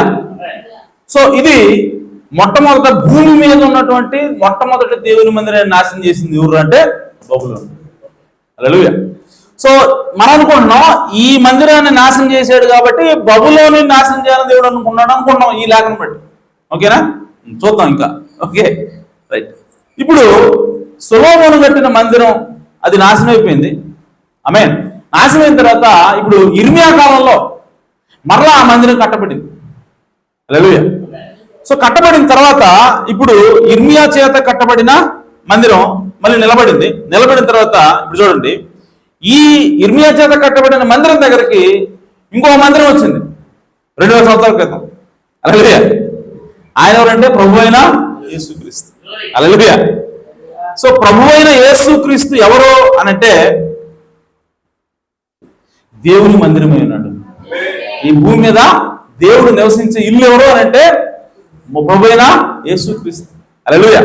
సో ఈ ప్రభు అయిన యేసుక్రీస్తు అన్నాడు ఈ భూమి మీద ఉన్నప్పుడు ఈ మందిరాన్ని పడగొట్టండి. ఏమన్నాడు ఆయన? ఎక్కడుంది? సొలొమోను కట్టిన మందిరం పడిపోయింది. మళ్ళా ఇర్మియా కాలంలో దాన్ని నిలబెట్టారు. 46 సంవత్సరాలు దాన్ని కట్టారు. ఆ మందిరంలో పోయి నిలబడి ఈ మందిరాన్ని పడగొట్టండి, నేను మళ్ళా 3 దినాలు లేపుతానండి ఆయన. హల్లెలూయా. వాళ్ళందరూ అనుకున్నారు ఈ మందిరం గురించి, భౌతిక సంబంధం మందిరం గురించి మాట్లాడుతున్నాడు అనుకుని, అరే ఏం మాట్లాడుతున్నావు నువ్వు, మైండ్ ఉందా నీకు? 46 సంవత్సరాలు కట్టారు దీన్ని, అట్లాంటిది నువ్వు 3 దినాల్లో కడతావా అని చెప్పి వాళ్ళు మాట్లాడారు. కానీ బైబిల్ రాయబడింది ఆయన తన దేహం గురించి మాట్లాడుతున్నాడు రాయబడింది. హల్లెలూయా. అంటే దేవుడు నివసించేటువంటి ఆలయం ఏమిటి అంటే మనిషి యొక్క శరీరము. హల్లెలూయా. సో మనిషి యొక్క శరీరంలో దేవుడు నివసించడానికి కంటే ముందు దేవుడే తనకు తాను ఒక శరీరం తయారు చేసుకున్నాడు. అదే ప్రభు అయిన యేసుక్రీస్తు యొక్క శరీరం. కాబట్టి 3వ మందిరం ఏమిటి అంటే ఇక్కడ ప్రభు అయిన యేసుక్రీస్తు శరీరం. ఆమేన్. దీన్ని కూడా పడగొట్టారు. ఇప్పుడు నేనేం చెప్తున్నా చూడండి, పరలోకంలో మందిరం ఉంది, దాన్ని పడగొట్టడానికి సాతాను ట్రై చేశాడు, వాడిని దేవుడు పడగొట్టి కింద పంపించాడు. తర్వాత భూమి మీద దేవుడు మందిరాన్ని కడితే సొలొమోను ద్వారా దాన్ని నాశనం చేసింది బబులోను ద్వారా దేవుడు, సాతాను దాన్ని నాశనం చేశాడు. ఆమేన్. ఆ తర్వాత దేవుడు ప్రభు అయిన యేసుక్రీస్తుని గుడారంగా చేసుకున్నాడు, మందిరంగా చేసుకుంటే ఇప్పుడు దీన్ని కూడా పడగొట్టాడు వచ్చి సాతాను. ఎవరి ద్వారా? మరలా రోమ్ ద్వారా. రోమ్ అన్న బబులోనే. ఆమేన్. రోమ్ అన్న బబులోనే. ఆమేన్. సో ప్రభు అయిన యేసుక్రీస్తుని రోమీలో పడగొట్టారు. అంటే ఈ మందిరాన్ని కూడా పడగొట్టబడి ఆ తర్వాత ప్రియసౌరసోలరా ఈ యేసుక్రీస్తు పడిపోయిన తర్వాత, చనిపోయిన తర్వాత, ఆయన ఆరోహణ అయిన తర్వాత మరలా దేవుడు ఏం చేస్తాడంటే మనుషుల్లోకి వచ్చాడు. ఆయన ఆత్మ ఎక్కడికి వచ్చింది? మనుషుల్లోకి. పెంతుకోస్తు 120 మంది మీదకి వచ్చింది. ఆమేన్. ఇప్పుడు దేవుని ఆలయం ఎవరంటే మనుషులే ఉన్నారు. హల్లెలూయా. సో దేవుని ఆలయము, మీ శరీరము దేవుని ఆలయం అని మీరు ఎరుగురా. అలాగే దేవుడు అన్నాడు మీ శరీరాన్ని, అనగా దేవుని మందిరాన్ని పాడు చేసేవాడిని దేవుడు నాశనం చేస్తాడు. హల్లెలూయా. చూడండి, బబులోను రాజ్యం వచ్చి దేవుని మందిరాన్ని నాశనం చేస్తే ఇప్పుడు దేవుడు అన్నాడు బబులోను నేను నాశనం చేస్తాను అంటాడు. హల్లెలూయా. అలాగే ఇప్పుడు దేవుడు అన్నాడు నీ శరీరమే నా మందిరం అంటాడు ఆయన. ఆమేన్. సో ఈ శరీరం అనే దేవుని ఆలయం ఈ శరీరాన్ని ఇప్పుడు మనం మందుతోటి, వ్యభిచారంతో, సిగరెట్లతోటి నాశనం చేస్తే మరి మనం నాశనం చేయడం దేవుడు? ఆమేన్. ఖచ్చితంగా నాశనం చేస్తాడు. ఆమేన్. కాబట్టి ఆ తర్వాత ఆమేన్ ఎవరు మందిరం దేవునికి అంటే ప్రజలు లేదా సంఘం లేదా వధువు. హల్లెలూయా. ఎవరు? వధువు, సంఘమే ఆమేన్ దేవునికి నిజమైన మందిరమైనది. అయితే ఈ సంఘాన్ని కూడా, ఈ మందిరాన్ని కూడా సాతానుడు పడగొట్టాడు. ఎక్కడనంటే నైసియా ఆలోచన సభలో. ఆమేన్. నైసియా ఆలోచన సభలో ఆమేన్ క్రీస్తు శకం 313 సంథింగ్, నాకు డేట్ గుర్తులేదు. అక్కడ నైసియా ఆలోచన సభ అనేది ఒకటి జరిగింది. అక్కడ ఏక సిద్ధాంతం, యేసుక్రీస్తు నామలో బాప్తిసం తీసేసి తండ్రి కుమార పరిశుద్ధ నామలో తీసుకొచ్చారు. అలాగే త్రిత్వ సిద్ధాంతాన్ని చూపించారు. ఆమేన్. అంతకుముందు దేవుడు ఒక్కడే అని బోధ చేశారు క్రైస్తవులు అందరూ. కానీ నైసియా తర్వాత, ఆ ఆలోచన సభ తర్వాత, ఆ కాన్ఫరెన్స్ తర్వాత నుంచి ఏ బోధ స్టార్ట్ అయిందంటే త్రిత్వ బోధ స్టార్ట్ అయింది. ఆమేన్. సో కాబట్టి ఈ దేవుడు ఏర్పాటు చేసుకున్నటువంటి ఈ వధువు అనేటువంటి సంఘము, లేదంటే ఈ సంఘం అనేటువంటి దేవుని ఆలయము ఆమేన్ నైసియాలో పడిపోయింది. సాతాను దాన్ని కూడా పడగొట్టాడు. ఆమేన్. పడగొట్టిన తర్వాత ఆమేన్ ఇప్పుడు దేవుడు మరలా ఒక క్రొత్త మందిరాన్ని ఆయన తీసుకొస్తా ఉన్నాడు.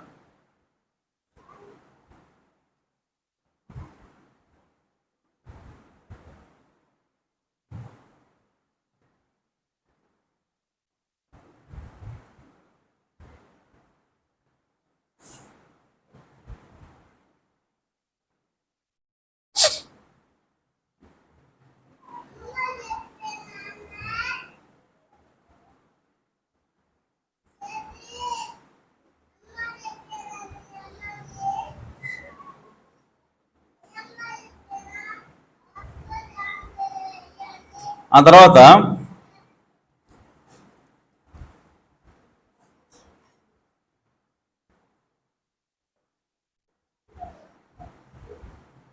ప్రవక్త అంటున్నాడు 1000 ఏళ్ల పరిపాలనలో కూడా ఒక మందిరం కట్టబడుతున్నాడు. ఆమేన్. 1000 ఏళ్ల పాలనలో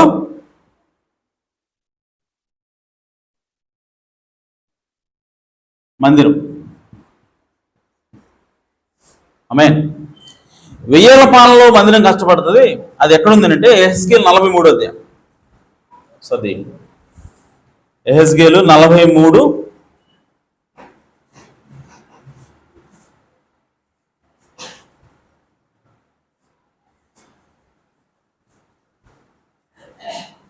ఇది బైబిల్ టీచింగ్, ఇది కొంచెం ఓపిక పట్టండి. యెహెజ్కేలు తీసారా? యెహెజ్కేలు 43 1 to 6. 1-6. తర్వాత అతడు తూర్పు తట్టు చూచు గుమ్మమునకు తను తోడుకుండగా ఇశ్రాయేలు దేవుని ప్రభావము తూర్పు దిక్కున కనబడెను. దాని నుండి పుట్టిన ధ్వని విస్తార జలముల ధ్వని వలన వినబడెను. ఆయా ప్రకాశము చేత భూమి ప్రజ్వరిల్లెను. నాకు కనబడు దర్శనము పట్టణమును నాశనం చేయుటకే నేను రాగా నాకు కనబడిన దర్శనం వలె ఉండెను. మరియు కేబారు నది దగ్గర నాకు కనబడిన దర్శనం వంటి దర్శనం నాకు కనబడగా నేను సాగిలపెడుతుని. 4వ వచనం. తూర్పు తట్టు చూచు గుమ్మము మార్గమున యెహోవా తేజో మహిమ మందిరంలోనికి ప్రవేశించింది. హల్లెలూయా. సో ఆత్మను ఎత్తి లోపటి ఆవరణలోకి తీసుకొని రాగా యెహోవా తేజో మహిమతో మందిరము నిండి ఉండెను. మందిరంలో నుండి ఒకడు నాతో మాట్లాడినట్టు నాకు శబ్దము వినబడెను. అప్పుడు నా యొద్ద నిలిచిన వాడు నాతో ఇట్లనెను, నరపుత్రుడా, ఇది నా గద్దె స్థలం, నా సింహాసనం చెప్తున్నాను ఆయన. ఆమేన్. గద్దె అంటే సింహాసనం. నా పాదపీఠము, ఇక్కడ నేను ఇశ్రాయేలుల మధ్య నిత్యమును నివసించెదను. వారు ఇకను జారత్వం చేసి తమ రాజుల కళేబరములకు ఉన్న స్థలములను కట్టి తామైనను తమ రాజులను నా పరిశుద్ధ నామమును అపవిత్రపరచక ఇందురు. నాకును వారికి మధ్య గోడ మాత్రం ఉంచి నా గడప దగ్గర వారి స్థలముల గడపలను, నా ద్వారబంధముల దగ్గర వారి ద్వారబంధములను కట్టి తాము చేసిన క్రియల చేత నా పరిశుద్ధ నామమునకు దోషం కలుగుటకి వారు హేతులేరు గనుక నేను కోపావేశుడిని వారిని నాశనం చేసి తిని. ఆమేన్. సో ఇక్కడ మాకు మందిరము కనబడతా ఉంది, అందులో యెహోవా దిగి వస్తున్నట్టు కనబడతా ఉంది. ఇది ఎక్కడనంటే ప్రవక్త నాడు ఇది 1000 ఏళ్ల పాలనలో అని ప్రవక్త. హల్లెలూయా. సో 1000 ఏళ్ల పాలనలో ఒక మందిరము కట్టబడుతుంది. ప్రవక్త నాడు what is the 6-fold purpose of Gabriel's visit to Daniel అంటే గాబ్రియలు దానియేలు దర్శించడంలో గల 6 కారణాలు అన్న వర్తమానంలో ప్రవక్త 118వ పేర్లు అన్నాడు. What is the most Holi, అత్యంత పవిత్రము అయినది ఏమిటి అని అంటే, to my way of seeing it which I believe I can prove it by the scriptures is to anoint the most Holi. So అత్యంత పవిత్రమైన దానిని అభిషేకించుటకు అని రాయబడింది. దానిలో చూస్తాం మనం. ఓకే, అతి పరిశుద్ధ స్థలమును అభిషేకించుటకు అని రాయబడింది. Which will be the tabernacle that will be used during the millennium. 1000 ఏళ్ల పాలనలో ఉపయోగించబడే ఒక మందిరమైనది. హల్లెలూయా. సో ఆ మందిరాన్ని అభిషేకించడానికి దేవుడు దిగి వస్తాడు అంటే, ఈ మందిరం ఎప్పుడు వస్తా ఉంది అని అంటే 1000 ఏళ్ల పాలనలో దేవుడు నివసించడానికి ఒక మందిరం అనేది కట్టబడతా ఉంది. ఆ మందిరంలోకి దేవుడు దిగి వస్తాడు. హల్లెలూయా. అంటే అది ఎప్పుడు అనంటే మనం అంతకుముందు చెప్పుకున్నాం, గోగుమాగు కాకుండా ఏ యుద్ధం అని చెప్పాను మీకు, హర్మగిద్యోను యుద్ధం. హల్లెలూయా. సో హర్మగిద్యోను యుద్ధం ఎప్పుడు జరుగుతుంది అని అంటే, ఈ టెంపుల్ ఏదైతే బిల్డ్ చేస్తారో, బిల్డ్ చేసిన తర్వాత హర్మగిద్యోను అనేది ఓపెన్ అవుతుంది. ఆ తర్వాత మనకి దేవుడు ఆ మందిరాన్ని అభిషేకిస్తాడు. ఆ తర్వాత 1000 ఏళ్ల పాలన స్టార్ట్ అవుతుంది. సో ఆ మందిరాన్ని గురించి దేవుడు మాట్లాడుతున్నాడు. హల్లెలూయా. సో 1000 ఏళ్ల పాలనలో ఉండేటువంటి మందిరం ఇది. ఆమేన్. సో ఆ తర్వాత ఇంకొక మందిరం కూడా దేవుడు చెప్తున్నాడు. అదేమిటి అని అంటే,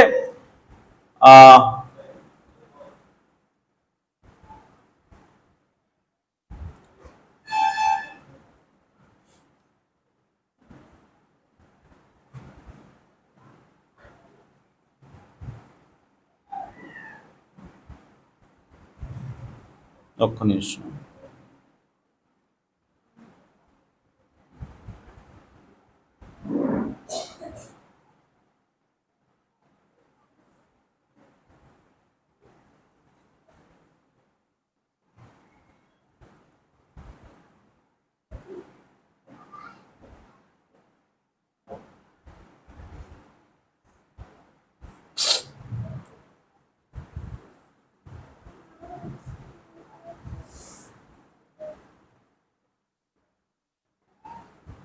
చివరి మందిరం, అది ఆ లేఖనం నేను రాయలేదు, మనకందరికి తెలిసిన లేఖనం. అదేంటంటే యెరూషలేము పట్టణం తను తాను అలంకరించుకొని ఎప్పుడు వస్తుంది ఇది? క్రొత్త భూమి క్రొత్త ఆకాశం దేవుడు చేసిన తర్వాత మరలా ఒక పట్టణం, యెరూషలేము పట్టణం పైనుంచి దిగి వస్తుంది. అందులో దేవుని ఆలయం లేదని ఉంటుంది. లేఖనం మీకు రాసుకోలేదు నేను యాక్చువల్గా. సో అక్కడ ఏమంటాడంటే అక్కడ దేవుని ఆలయం లేదు, ఆ పట్టణంలో ఏం లేదంట, దేవుని ఆలయం లేదు. మరి ఎవరు ఉంటారంట అక్కడ అని అంటే ప్రభు అయిన దేవుడు, అలాగే ఆయన భార్య, గొర్రెపిల్ల భార్య, అలాగే ప్రభు అయిన దేవుడే దేవుని ఆలయముగా ఉందురు. హల్లెలూయా. అనగా ఈ ఈ ఈ 1000 పాలన తర్వాత వచ్చే మందిరం. ఆమేన్. సో చూడండి, దీనికి ఇక్కడ ఎవరంటే దేవుడే స్వయంగా, దేవుడు ప్లస్ వధువు. ఆమేన్. సో దేవుడు పరిపూర్ణంగా పర్మనెంట్గా నిత్యం ఎక్కడ నివసిస్తాడంటే తన వధువులో నివసిస్తాడు. వధువు ప్లస్ దేవుడు ఇద్దరు కూడా, యేసుక్రీస్తు ఇద్దరు కూడా కలిసి నిలుస్తారు. ఇంకా వాళ్ళకి ఏ టెంపుల్ అవసరం లేదు, వాళ్ళే టెంపుల్. హల్లెలూయా. సో ఇది ఫైనల్ ఆలయం. ఆమేన్. సో కాబట్టి ఇప్పుడు చూడండి, ఈ పరలోకం ఆలయాన్ని వాడు నాశనం చేయడానికి ప్రయత్నం చేశాడు. ఈ భూమి మీద సొలొమోను మందిరాన్ని వాడు నాశనం చేశాడు. ఆ తర్వాత ప్రభువుని యేసుక్రీస్తు మందిరంగా ఉంటే ఆయన్ని కూడా అటాక్ చేశాడు, నాశనం చేయాలని. ఆ తర్వాత దేవుడు ప్రజలను ఎన్నుకుని సంఘాన్ని ఎన్నుకుంటే ఆ సంఘాన్ని కూడా టెంపుల్గా ఆలయంగా దేవుడు చేసుకుంటే దాన్ని కూడా పడగొట్టాలన్నాడు, ప్రయత్నం చేశాడు. ఆ తర్వాత 1000 పరిపాలన తర్వాత 1000 పరిపాలన వచ్చే మందిరాన్ని కూడా అటాక్ చేయడం కూడా వస్తాడు. ఇది ఎక్కడ ఉంటుందంటే గోగు మాగు, హర్మగిద్యోను యుద్ధమేమో 1000 పాలనకి ముందు. ఆమేన్. ఆ తర్వాత 1000 పాలన ఈ మందిరం ఉంటుంది. 1000 పాలన అయిపోయిన తర్వాత సాతాను మరలా విడిపించబడతాడు. విడిపించబడిన తర్వాత వాడు ఏం చేస్తాడంటే ప్రపంచ నలుమూలలో ఉన్నటువంటి గోగు మాగోగును వారిని పోగు చేసి ఇప్పుడు ఆ పరిశుద్ధ పట్టణం అనగా దేవుని ఆలయం ఉన్న పట్టణం మీద గొడుగు దండెత్తి వస్తాడు. అంటే 1000 పరిపాలన తర్వాత మరలా వాడు ఏం చేస్తాడంటే ఈ ఆలయాన్ని అటాక్ చేస్తాడు. ఆమేన్. మీరు గమనించండి, దేవుని మందిరం ఎక్కడ ఉంటుందో, దేవుని నివాసం ఎక్కడ ఉంటుందో దాన్ని పడగొట్టాలని మొదటి నుంచి ప్రయత్నిస్తున్నాడు. నీకు అర్థమైందా? నేను డ్రైవ్ చేయాలని పాయింట్ అది. సాతాను యొక్క పని ఏంటి అంటే దేవుని మందిరం ఎక్కడుంటే అక్కడ వాడు అటాక్ చేస్తాడు. ఎందుకు అనంటే దేవుని మందిరంలోనే దేవుని సింహాసనం ఉంటుంది, దేవుని మందిరంలోనే దేవుడు కూర్చుంటాడు, దేవుని మందిరంలోనే దేవుడు నివాసం చేస్తాడు. కాబట్టి వీడి ఆలోచన మొదటి నుంచి పరలోకం నుంచి ఆ మందిరంలో నేను ఉండాలా, దేవుడు పక్కకు తోసి నేను రావాలి, నేను ఆరాధించబడాలి. ఆమేన్. సో దాన్ని నెరవేర్చుకోవడం కోసం వాడు ఎక్కడ దేవుడు ఆలయం పెట్టి అక్కడికి దాన్ని అటాక్ చేస్తాడు. ఆమేన్. ఆ విధంగా ఈ 1000 పాలన మందిరాన్ని కూడా వాడు గోగు మాగోగు అనే వాడిని అటాక్ పోగు చేసుకుని వాళ్ళతో యుద్ధం చేసి దాన్ని అటాక్ చేస్తాడు. ఆ తర్వాత దేవుడు వాడిని నాశనం చేస్తాడు, అగ్నితో దేవుడు నాశనం చేస్తాడు. అంటే ఇక్కడ వరకు కూడా దేవుడు వాడిని నాశనం చేయాలి. ఆమేన్. విడిచిపెట్టాడు. కానీ ఇక్కడ దేవుడు ఏం చేస్తాడంటే సాతాన్ని నాశనం చేసి ఆ తర్వాత దేవుడు కొత్త భూమి కొత్త ఆకాశం వచ్చిన తర్వాత ఇప్పుడు ఆయన తన వధువు స్వయంగా ఆళ్ళే దేవుని ఆలయంగా వాళ్ళు ఉండి ఇక ఏ మందిరం కూడా లేకుండా ఆయన మాత్రమే ఆలయంగా, ఆయన స్వయంగా నిత్యము నివసించే మందిరంగా ఆయన, అలాగే ఆయన వధువు ఉండబోతా ఉంది. హల్లెలూయా. సో కాబట్టి ఇది మందిరం. సో ఇప్పటి వరకు మనం చూసామంటే ఆ మందిరాన్ని ఎవరు నాశనం చేశారంట? బబులోను నాశనం చేసింది. ఇప్పుడు వెళ్దాం అక్కడికి. ఓకే. సో ఎక్కడున్నాం మనం? ఇర్మియానా? ఇర్మియా 51:11. ఎందుకు బబులోను మీద పగ తీసుకున్నాడు ఆయన? మందిరం నిమిత్తం. హల్లెలూయా. సో ఇప్పుడు అర్థమైందా ఏంటి మందిరం నిమిత్తం అంటే? మందిరాన్ని నాశనం చేయాలన్నాడు చూస్తా ఉన్నాడు మొదటి నుంచి కూడా. ఆమేన్. సో మొట్టమొదట నాశనం చేసినారంటే బబులోనులు. కాబట్టి దేవుడు బబులోను నాశనం చేసినట్టుగా మనకి కనబడతా ఉంది. దానియేలు కాలంలో దండెత్తి వచ్చిన బబులోనులేనా ఇంకెవరైనా ఉన్నారా అనేది ఇప్పుడు చూడాలి మనం. ఇంకా దేవుడు వాళ్ళ గురించి మాట్లాడుతున్నాడు. చూడండి 12వ వచనం.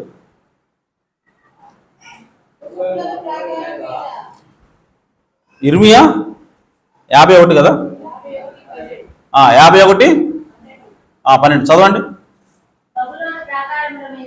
బబులోను ప్రాకారముల మీద పడుటకై ధ్వజము నిలబెట్టుడి, కావలి బలము చేయుడి, కాలువని పెట్టుడి, మాటులను సిద్ధపరచుడి, బబులోను నివాసులను గూర్చి తాను సెలవిచ్చిన దానిని బట్టి యెహోవా తీర్మానం చేసిన పని తాను జరిగింపబోచున్నాడు. చూడండి, ఏ బబులోను గురించి మాట్లాడుతున్నాడు ఆయన? విస్తార జలముల మీద జలముల యొక్క నివసించుదానా. ఈ బబులోను ఎక్కడ నివసిస్తుందంటే విస్తార జలముల మీద నివసిస్తుందంట. ఏమైనా గుర్తొస్తుందా మీకు? విస్తార జలం మీద కూర్చున్నది ఎవరు? విస్తార జలం మీద కూర్చున్న ఒక స్త్రీ, మహావేశ్య. హల్లెలూయా. ఆమెకేముందంట? నిధుల సమృద్ధి గలదానా. నీ అంతము వచ్చినది, అన్యాయ లాభము నీకు దొరకదు. ఇది ఎక్కడుంది? ప్రకటనలో ఉంది అది. హల్లెలూయా. ప్రకటన 13లోకి వెళ్ళండి ఒకసారి.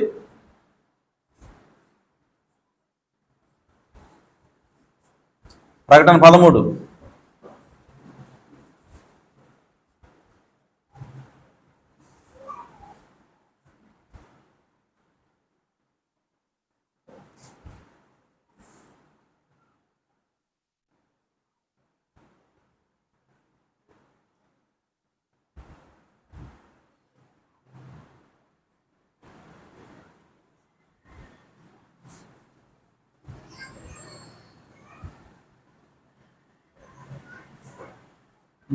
అది మహావేశ్య ఎక్కడుంది? అది 13 ఉంది.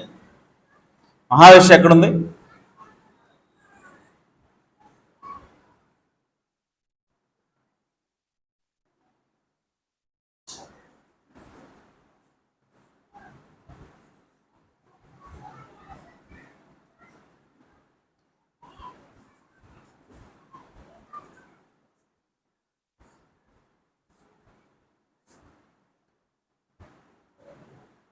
పదిహేడో అధ్యాయం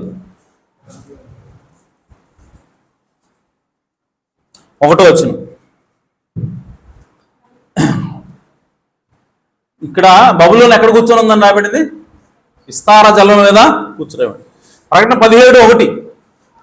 ఆ 7 పాత్రలను పట్టుకున్న 7 దేవదూతల్లో ఒకడు వచ్చి నాతో మాట్లాడుచు ఇలా చెప్పాను, నీవు ఇక్కడికి రమ్ము, విస్తార జలముల మీద కూర్చున్నా. ఆమేన్. విస్తార జలముల మీద కూర్చున్న మహావేశ్యకు చేయబడు తీర్పు నీకు కనపరిచేది. భూరాజులు ఆమెతో వ్యభిచరించిరి, భూనివాసులు ఆమె వ్యభిచార మధ్యములో మత్తులేరు.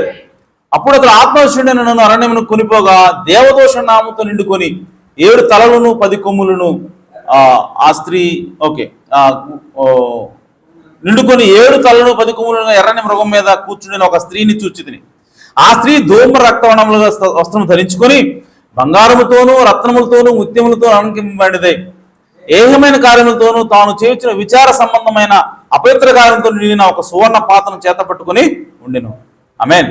చూడండి, ఆమెకు బంగారం ఉంది, వెండి ఉంది, ధనము విస్తారంగా ఉంది. అలాగే ఆమె వేశ్య అని మాట్లాడుతూ ఉంది. ఇప్పుడు ఇర్మియా గ్రంథం 51వ అధ్యాయంలో చూడండి 13వ వచనంలో, abundant in treasures దైన్ end is come and the measure of దై కవటస్నెస్. అంటే నీ యొక్క అక్రమము అని రాయబడింది. ఈమెకి డబ్బు ఉంది బాగా. ఈమె ఫస్ట్ విస్తార జలం మీద కూర్చుని ఉంది. ఈమెకి ధనం ఉంది. ఆమె ఇక్కడ కూడా ఏముంది? బంగారము వెండి అని ఉంది. ఓకే. ఆ తర్వాత ఆ బంగారం వెండి ఎలా వచ్చిందంట? అక్రమం చేత, అన్యాయం చేత వచ్చింది, అనగా వ్యభిచారం చేత వచ్చింది. కాబట్టి ఆమె ఏం రాయబడింది? వేశ్య అని రాయబడింది. హల్లెలూయా. సో మహావేశ్య వ్యభిచారం ద్వారా తీసుకొచ్చినట్టు సంపాదించుకున్నటువంటి ధనము అది ప్రజల మీద, అనగా విస్తార జలం మీద కూర్చుని ఉన్నది. ఆమేన్. అంటే ఇర్మియా ఎవరు చూస్తున్నాడు అంటే ప్రకటన 17లో ఉన్నటువంటి వేశ్యనే చూస్తూ ఉన్నాడు. హల్లెలూయా. అంటే ఇర్మియా బబులోనుతో మాట్లాడటం స్టార్ట్ చేసి ఎక్కడికి వెళ్ళాడు? ప్రకటనకు పోయాడు. ఆమేన్. సో ఆ బబులోను ఈ బబులోను రెండు ఒకటే. ఇర్మియా అన్నాడు మందిరాన్ని నాశనం చేసిన బబులోను దగ్గర మొదలుపెట్టి ఆమేన్ విస్తార జలం మీద కూర్చున్నాడు వేశ్య గురించి మాట్లాడుతున్నాడు. అదే అంటే రెండు వేరు అసలు యాక్చువల్గా.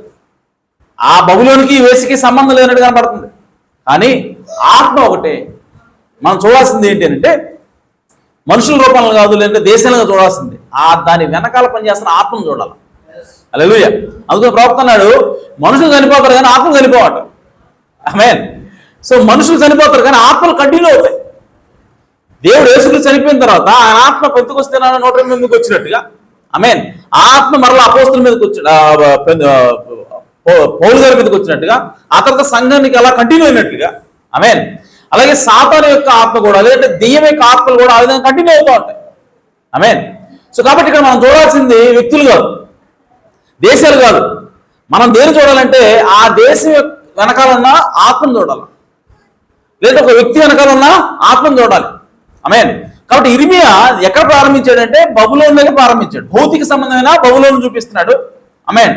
అలాగే మహావేశి గురించి మాట్లాడుతున్నాడు. అంటే చూడడానికి వేరు వేరు వ్యక్తులు, అసలు ఇదేమో రాజ్యం, ఇదేమో మతం, సంబంధం ఏంటి కనబడుతుంది. కానీ దాని వెనకాల పనిచేస్తున్న ఆత్మ ఒకటే. హల్లెలూయా. కాబట్టి దాని ఆ ఆత్మ ఏం చేస్తూ ఉంటుంది అంటే సంఘాన్ని, అనగా దేవుని యొక్క ఆలయాన్ని నాశనం చేస్తూ ఉంటుంది. దేవుడు ఎక్కడ నివాసం చేయాలనుకుంటున్నాడో అక్కడికి వెళ్ళి దాన్ని పడగొట్టి సర్వనాశనం చేసి ఆ సాతానికి అది సీటు అప్పగించింది. సాతానికి అధికారాన్ని అప్పగించడమే దాని లక్ష్యం. ఆమేన్. కాబట్టి అదే బబులోనుని దేవుడు నాశనం చేయాలనుకుంటున్నాడు. ఎందుకనంటే దేవుని ఆలయాన్ని బబులోను నాశనం చేయాలనుకుంటుంది. ఆమేన్. కాబట్టి ఈ వేశ్య, ఆమేన్, ఇది ఏమి రాయబడిందంటే అందుకోసమే చూడండి 7వ వచనంలో, ఆ దూత నాతో ఇట్లా, నీవేలా ఆశ్చర్యపెడితే ఈ స్త్రీని కూర్చొని మర్మమును, సారీ కాదు 5వ వచనం, దాని నొసట దాని పేరు ఎలాగో రాయబడి మర్మము, వేశ్యలకును భూమిలోని ఏహ్యమైన వాటికి తల్లి అయిన మహాబబులోను. హల్లెలూయా. సో ఈ స్త్రీ కూడా ఎవరు రాయబడింది బైబిల్లో? బబులోను. ఇర్మియా కూడా ఏమంటున్నాడు? బబులోను అంటున్నాడు. భౌతిక సంబంధమైన బబులోను మొదలుపెట్టి ఆత్మ సంబంధమైన మర్మయుక్తమైన బబులోను దగ్గరికి వచ్చి ఇర్మియా మాట్లాడుతున్నాడు. సేమ్ ఇదే మన ప్రకటన గ్రంథంలో దేవుడు మాట్లాడుతున్నాడు. హల్లెలూయా. కాబట్టి ప్రియ సోదరి సోదరులారా, ఈ బబులోను అనేది దేవునికి వ్యతిరేకంగా పనిచేసే ఒక ఆత్మ. ఆమేన్. కాబట్టి ఈ ఆత్మ ఎక్కడైతే ఉంటుందో, ఈ ఆత్మ ఎక్కడైతే పనిచేస్తూ ఉంటుందో దానిని నాశనం చేయడం కోసం, దానికి ప్రతిదండన చేయడం కోసం దేవుడు ఎవరిని వాడుకుంటాడు అని అంటే ఎలుగుబట్టిని వాడుకుంటాడు. ఆమేన్. అనగా మాదీయ పారసీకుల్ని వాడుకుంటాడు. ఇప్పుడు నేనంటాను, మాదీయ పారసీకులు అంటే అప్పుడెప్పుడు దానియేలు కాలంలో ఉన్నవాళ్ళు కదా, వాళ్ళేనా ఇప్పుడు అని అంటే కాదు. మాదీయ పారసీకుల్లో వెనకాల పనిచేసిన ఆత్మ ఇప్పుడు మళ్ళా పనిచేస్తూ ఉంటారు, వాళ్ళు కాదు. హల్లెలూయా. అయితే ఇప్పుడు మనం చూడాల్సింది ఏంటంటే అప్పుడు మాదీయ పారసీకుల మీద పనిచేసిన ఆత్మ ఇప్పుడు ఎవరి మీద పనిచేస్తుంది. ఆమేన్. అప్పుడు బబులోను రాజు ఉన్నాడు, బబులోను రాజ్యం ఉంది, వాళ్ళు భౌతిక సంబంధమైన ఆలయాన్ని నాశనం చేశారు. కాబట్టి వాళ్ళ నాశనం చేయడానికి భౌతిక సంబంధమైన మాదీయ పారసీకులు దేవుడు వాడుకున్నాడు. అది అయిపోయింది. ఇప్పుడు ఆత్మ సంబంధంగా దేవుని యొక్క ఆలయమైనటువంటి దేవుని సంఘాన్ని నాశనం చేయడానికి సాతాను మర్మమైన బబులోనుగా పనిచేస్తున్నాడు. మహావేశ్యగా వాడు పనిచేస్తా ఉన్నప్పుడు ఇప్పుడు మర్మమైన ఈ బబులోని నాశనం చేయడానికి దేవుడు ఎవరు అనుకుంటాడు? మరలా ఏమని ఆడుకుంటాడంటే ఎలుగుబట్టినే వాడుకుంటాడు. ఆమేన్. అనగా మాదీయ పారసీకులనే వాడుకుంటాడు. ఇప్పుడు మాదీయ పారసీకులు ఎవరు అని అంటే ఆత్మ ఎవరైతే పనిచేస్తుందో వాళ్లే. ఇప్పుడు మాదీయ పారసీకుల పేరు ఉండకపోవచ్చు, దాని పేరు వేరే, అర్థమైందా? పేర్లు మారినాయి కానీ ఆత్మ మారదు. హల్లెలూయా. సో ఇప్పుడు ఎలా చెబుతాం? మనం ఏమంటున్నాం అంటే, ప్రవక్త ఏమంటున్నాడంటే అది రష్యా అంటాడు. ఈరోజు మాదీయ పారసీకులు ఎవరంటే రష్యా అని చెప్తున్నాడు. ఎందుకు అని అంటే, ఎలా చెప్తున్నావు అంటే దాని లక్షణాన్ని మీరు గమనించండి అంటాడు, దాని ఆత్మ మీరు గుర్తించండి. ఆమేన్. అది ఎల్లప్పుడూ కూడా ఆ బబులోనుకు వ్యతిరేకంగా పనిచేస్తూ ఉంది. ఆమేన్. ఈ రోజు మర్మమైన బబులోను ఎవరు అని అంటే రోమన్ క్యాథలిక్ సంఘము. ఆమేన్. సో దానికి వ్యతిరేకంగా మాట్లాడుతుంది ఎవరు ఇప్పుడు అని అంటే రష్యా. హల్లెలూయా. కాబట్టి ఈ రష్యానే ఇప్పుడు మాదీయ పారసీకులు. ఆమేన్. సో కాబట్టి ఇప్పుడు ఈ ఎలుగుబంటి ఎవరు అంటే రష్యా. ఇప్పుడు ఈరోజు రోమన్ క్యాథలిక్ సంఘానికి ఎవరో వ్యతిరేకంగా పనిచేస్తుందంటే కమ్యూనిస్టులు.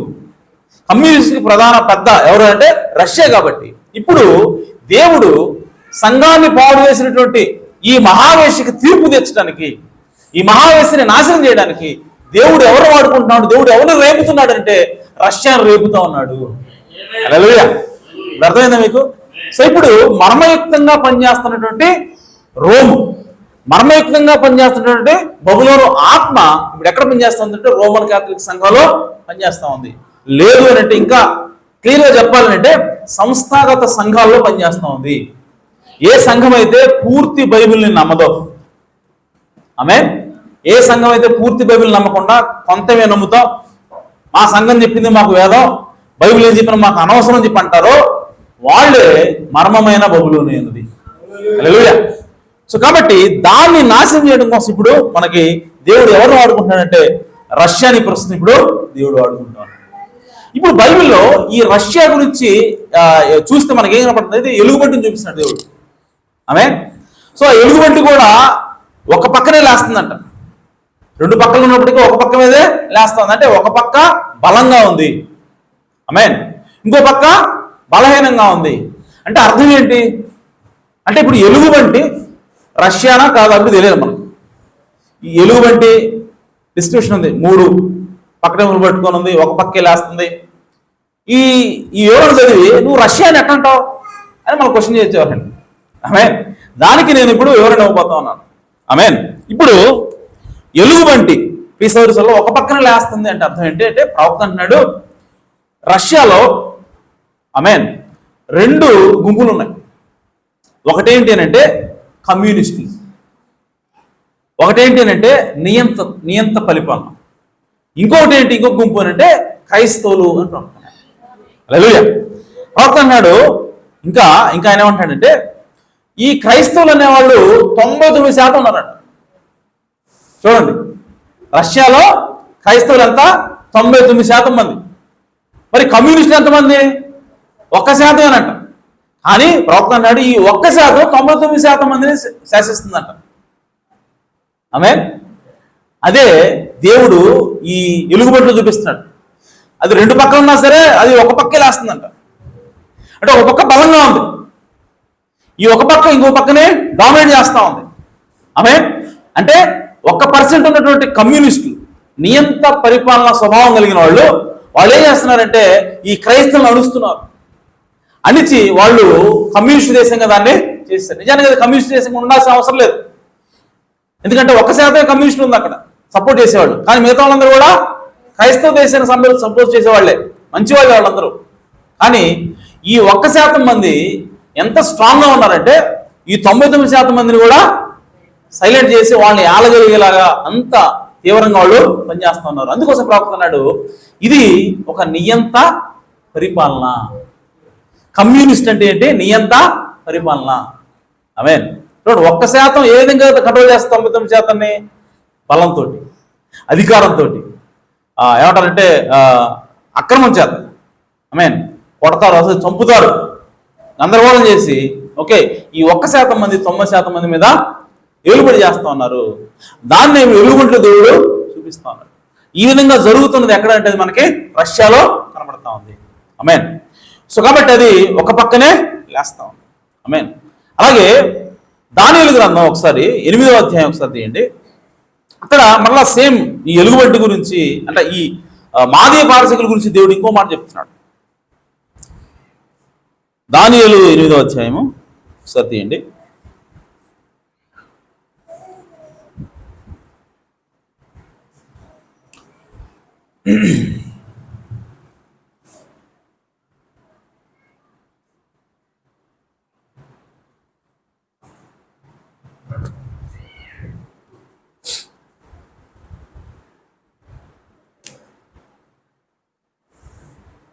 ఒకటో వచనం. రాజుకు బెల్షస్సరు ప్రభుత్వపు 3వ సంవత్సరం మందు దానియేలు నాకు మొదట కలిగిన దర్శనం కాక మరి ఒక దర్శనం కలిగింది. దానియేలుకి ఒక దర్శనం వచ్చింది. ఎప్పుడు అని అంటే బెల్షస్సరు అనే రాజు పరిపాలన చేస్తున్నప్పుడు అని చెప్తున్నాడు దానియేలు. ఈ బెల్షస్సరు ఏ రాజు? బబులోను రాజా, మాదీయ పారసీకుల రాజా? బబులోను రాజు. సో ఈ బబులోను రాజు అయినటువంటి బెల్షస్సరు పరిపాలన చేస్తున్నప్పుడే ఈ దర్శనం వచ్చిందంట.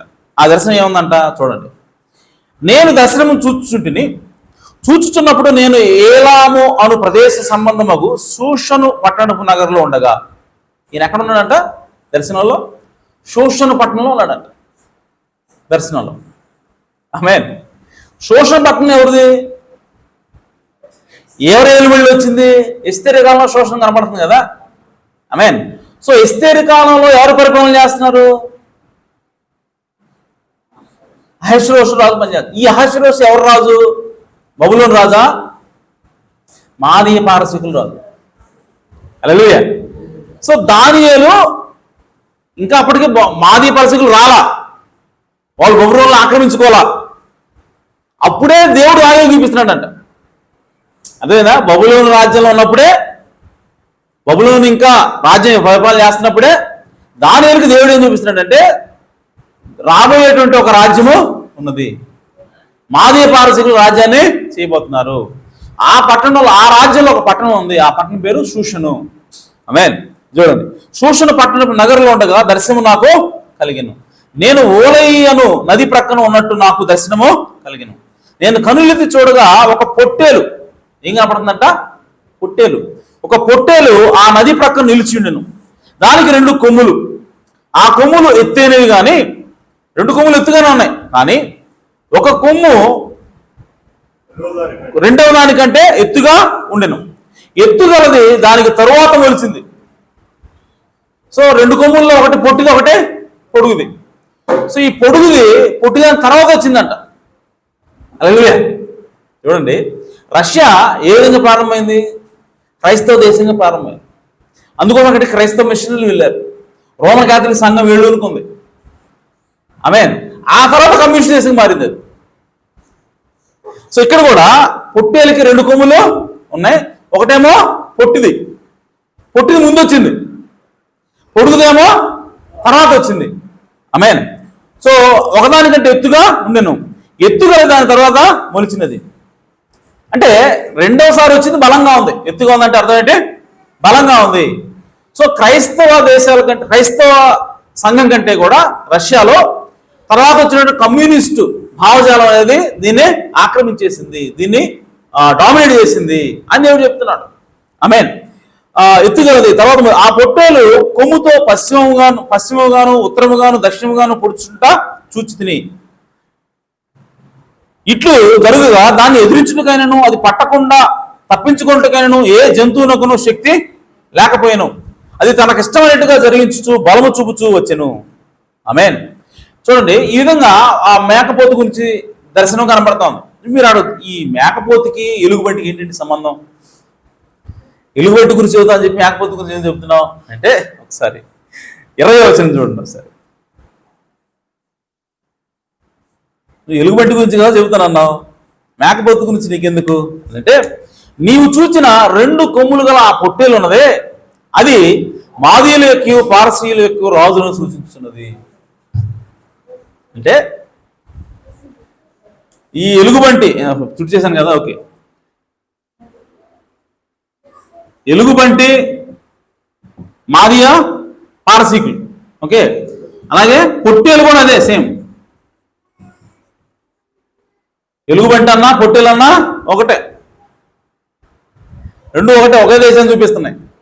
కానీ ఇక్కడ పొట్టేలు విషయంలో దేవుడు చెప్తున్నాడంటే, ఒకటి స్ట్రాంగ్గా ఉంది, ఒకటి వీక్గా ఉంది అని చూపిస్తున్నాడు.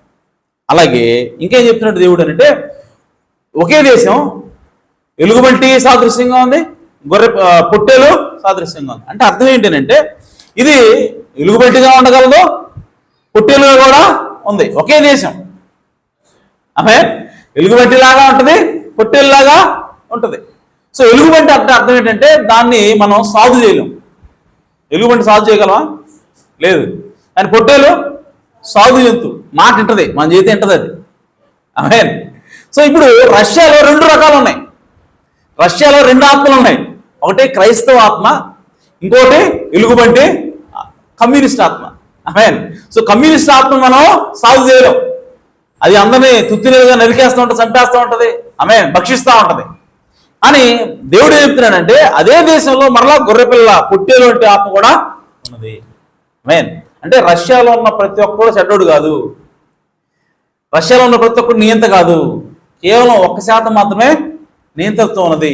కానీ మీలో 99% మంది కూడా క్రైస్తవులే అని దేవుడు దానియేలు కాలంలోనే చెప్తా ఉన్నాడు. ఇప్పుడు అదే డిస్క్రిప్షన్ ఎక్కడ మ్యాచ్ అవుతుందంటే, ఇక్కడ మనకి ప్రస్తుతం రష్యాకి మ్యాచ్ అవుతాం. హల్లెలూయా. సో ఇప్పుడు ప్రియ సోదరులారా, ఈ మాదీయ పారసీకులు ఇప్పుడు ఎవరంటే రష్యా అయినది, కమ్యూనిస్టు దేశాలైనవి. ఇప్పుడు మరి మర్మమైన బబులోను ఎవరు? ఎందుకనంటే ఈ బబులోని నాశనం చేసేవారంటే మాదే పరిస్థితులు రష్యా ఇప్పుడు ఎవరో నాశనం చేయాలి. ఆమేన్. సో నాశనం చేయడానికి ఇప్పుడు బబులోను ఎవరు అని అంటే మనం అనుభవం చదువుకున్నాం, రోమన్ క్యాథలిక్ సంఘము. లేదనంటే ఏ సంఘం అయితే, ఏ క్రైస్తవ సంఘం అయితే పూర్తి బైబిల్ని నమ్మదో, ఆమేన్, పూర్తి బైబిల్ని నమ్మదో అదే మర్మమైన బబులోను అయినది. ఆమేన్. అలాగే ఇంకో రకంగా చెప్పాలంటే వరల్డ్ చర్చ్ కౌన్సిల్, ప్రపంచ సంఘ సమాఖ్యలో ఏ సంఘం అయితే జాయిన్ అవుతుందో, ఎవరైతే అందులో అనుబంధం కలిగి ఉంటారో వాళ్ళందరూ కూడా మర్మమైన బబులోను. హల్లెలూయా. వీటన్నిటి కూడా హెడ్ ఎవరంటే వాటికన్ సిటీ, రోమన్ క్యాథలిక్, ఇటలీలో ఉన్నటువంటి వాటికన్ సిటీలో ఉన్నటువంటి ఆ పట్టణం. ఆమేన్. ఆ పట్టణం అది హెడ్ అయినది. ఇప్పుడు బైబిల్ ఇంకా ఏం చెప్తా ఉందంటే ఈ పట్టణం అనేది 7 పర్వతాల మీద ఉన్నది. ఆమె 7 కొండల మీద ఉన్నది. సో ఆ 7 కొండల మీద కట్టబడిన సిటీ ఆ వేశ్య అని చెప్తా ఉన్నది. ఆమేన్. సో దానికి ఎగ్జాక్ట్ మ్యాచ్ మనకి ఏమర్థం అవుతుంది? ఈ ప్రపంచంలో 7 కొండల మీద కట్టబడిన మహాపట్టణం ఏమిటి అంటే వాటికన్ సిటీ. హల్లెలూయా. సో దేవుడు బైబిల్లో స్పష్టంగా చెప్పాడు, ఆ వేశ్య ఎవరు అని అంటే రోమన్ క్యాథలిక్ సంఘము. ఆమేన్. సో ఇప్పుడు ఆ రోమన్ క్యాథలిక్ సంఘం యొక్క హెడ్ అయినటువంటి వాటికన్ సిటీ నాశనం చేయబడబోతుందని కూడా దేవుడు చెప్పాడు. దాని ధూళి ఆకాశాన్ని అంటుతా ఉంది. ఆమేన్. సో దాని దగ్గర కూడా వెళ్ళడానికి ఎవరికి ధైర్యం సరిపోవట్లేదు. దూరం నిలబడే వాళ్ళు రొమ్ము కొట్టుకుంటున్నారు. అయ్యో ఎంత గొప్ప పట్టణం ఇది, ఎంత అందమైనది, ఎంత కూడా ఒక క్షణంలోనే నాశనం అయిపోయిందని చెప్పి దూరంలో నిల్చుండి రొమ్ము కొట్టుకున్నారు. దగ్గరకు పోవడానికి వాళ్ళకి ధైర్యం చాలట్లేదు అని రాయబడింది. ఎందుకు దగ్గర పోవట్లేదు, ఎందుకు దూరాన్ని నిలబడ్డారు అని అంటే దాని యొక్క పొగ ఎందుకు ఆకాశాన్ని అంటుతా ఉందంటే దాని మీద వేసినది అణుబాంబు పోయినది. హల్లెలూయా. సో ఈ అణుబాంబు వేసేది ఎవరు అంటే ఈ రోజుల్లో ఉన్నట్టు మాదే పారసీకులు అనగా రష్యా వేస్తుంది. హల్లెలూయా. సో కాబట్టి బబులోన్ అనేది ఎల్లప్పుడూ కూడా దేవుని మందిరాన్ని నాశనం చేయాలని చూస్తూ ఉంది. సో మనకి 6-7 మందిరాలు మనకు కనపడ్డాయి. సో ఎక్కడ మందిరం ఉంటుందో నాశనం చేయాలని చూస్తూ ఉంది. చివరికి దేవుడు దానికి తీర్పు తెచ్చడానికి ఎవరు వాడుకుంటున్నాడంటే మాదీయ పారసీకుల్ని వాడుకుంటున్నాడు. కాబట్టి ఈ రోజు ఆ మాదీయ పారసీకులు రష్యా అయినది. హల్లెలూయా. కాబట్టి ఈ సోదరులారా ఇవన్నీ కూడా బైబిల్లోనే రాయబడ్డాయి. 2000 సంవత్సరాల క్రితం, 4000 సంవత్సరాల క్రితం రాయబడ్డాయి. వాటన్నింటి ఇప్పుడు దేవుడు మన కళ్ళ ముందు వాటిని నెరవేర్చడం మనకు చూపిస్తా ఉన్నాడు. నిజంగా మన కనులు ధన్యమై ఉన్నవి. ఆమేన్. ఎందుకనంటే ఈ విషయాలు అనేక మంది చూస్తున్నారు, గమనిస్తున్నారు, కానీ ఈ గ్రహింపు ఎవరికి కూడా లేదు. ఈ గ్రహింపు నీకు రావాలంటే చివరి గడియ వర్తమానికుని మనము నమ్మవలసి ఉన్నది. హల్లెలూయా. సో ఈ ఒక్క ప్రవక్తను పక్కన పెడితే ఈ ఏమి కూడా నీకు అర్థం కాదు. ఆమేన్. సో ఏం జరుగుతోంది ప్రస్తుతానికి, దేవుడు ఇప్పుడు ఏం చేస్తా ఉన్నాడు, ఏ లేఖనం నెరవేరుతా ఉంది, ఏ ప్రవచనం నెరవేరుతా ఉంది, ఇవన్నీ నీకు తెలుసుకోవాలంటే ఖచ్చితంగా ఈ గడియ వర్తమానాన్ని మనము నమ్మవలసిన అవసరం ఉన్నది. ఈ గడియ వర్తమానికుడిని నువ్వు స్వీకరించవలసిన అవసరం ఉంది. ఆ విధంగా నువ్వు నమ్మితేనే ఇవన్నీ కూడా నువ్వు చూడగలిగే మనసు వస్తుంది నీకు. హల్లెలూయా. సో ఇవన్నీ చూడటం ద్వారా నువ్వు దాని నుంచి తప్పించుకోగలుగుతావు, దాని లోపలికి వెళ్లకుండా ఆగగలుగుతావు. ఆమేన్. అందుకోసమే దేవుడు అంటున్నాడు, దానిలో ఎవరో పాలుపంపులు పొందొద్దు, దాని నుంచి మీరు బయటికి రండి అని పిలిపిస్తున్నా. ఆ మహావేశులు మీరు ఎవరో పాలుపంపులు పొందొద్దు అని దేవుడు మాట్లాడుతున్నాడు. ఆమేన్. కాబట్టి ప్రియ సోదరి సోదరులారా, ఎలుగుబంటి అనగా అది రష్యా అన్నది. ఆ ఎలుగుబంటికి 2 పార్శ్వాలు ఉన్నాయి. ఒకటేమో స్ట్రాంగ్ గా ఉన్నది, ఒకటేమో వీక్ గా ఉన్నది. అనగా ఆ రష్యాలో ఉన్నటువంటి ప్రజలు 99% మంది క్రైస్తవులు ఉన్నారు, అని 1% మంది కమ్యూనిస్టు ప్రజలు ఉన్నారు. కానీ ఆ 1% కమ్యూనిస్టు మిగిలిన ప్రపంచ ప్రజలందరినీ కూడా అది డామినేట్ చేస్తూ ఉంది. కాబట్టి ఈరోజు రష్యా కమ్యూనిస్టు దేశంగా ఉన్నది. అయితే ఈ దేశాన్ని దేవుడు మర్మమైనటువంటి బబులోను నాశనం చేయడానికి వాడుకోబోతున్నాడని దేవుని యొక్క మరి ప్రవక్తల ద్వారా, లేఖనాల ద్వారా దేవుడు ఈరోజు మనకి తెలియజేస్తా ఉన్నాడు. కాబట్టి దీన్ని బట్టి మనకు అర్థం అవుతుందంటే దేవుని వాక్యము సత్యమైనది. దేవుడు ఒక మాట రాశాడు బైబిల్ అంటే అది ఖచ్చితంగా జరిగి తీరుతుంది. కాబట్టి దేవుని మాటలు ఎల్లప్పుడూ మనం నెగ్లెక్ట్ చేయకూడదు, నిర్లక్ష్యం చేయకూడదు. ఖచ్చితంగా వాటిని నమ్మినట్లయితే దేవుడు మనల్ని దీవిస్తాడు. దేవుడి మాటలు దీవించును గాక, దేవుడు మన సమృద్ధిగా ఆశ్రయించును గాక. ఆమేన్. ఈ సమయంలో సమయం తీసుకుంటాం.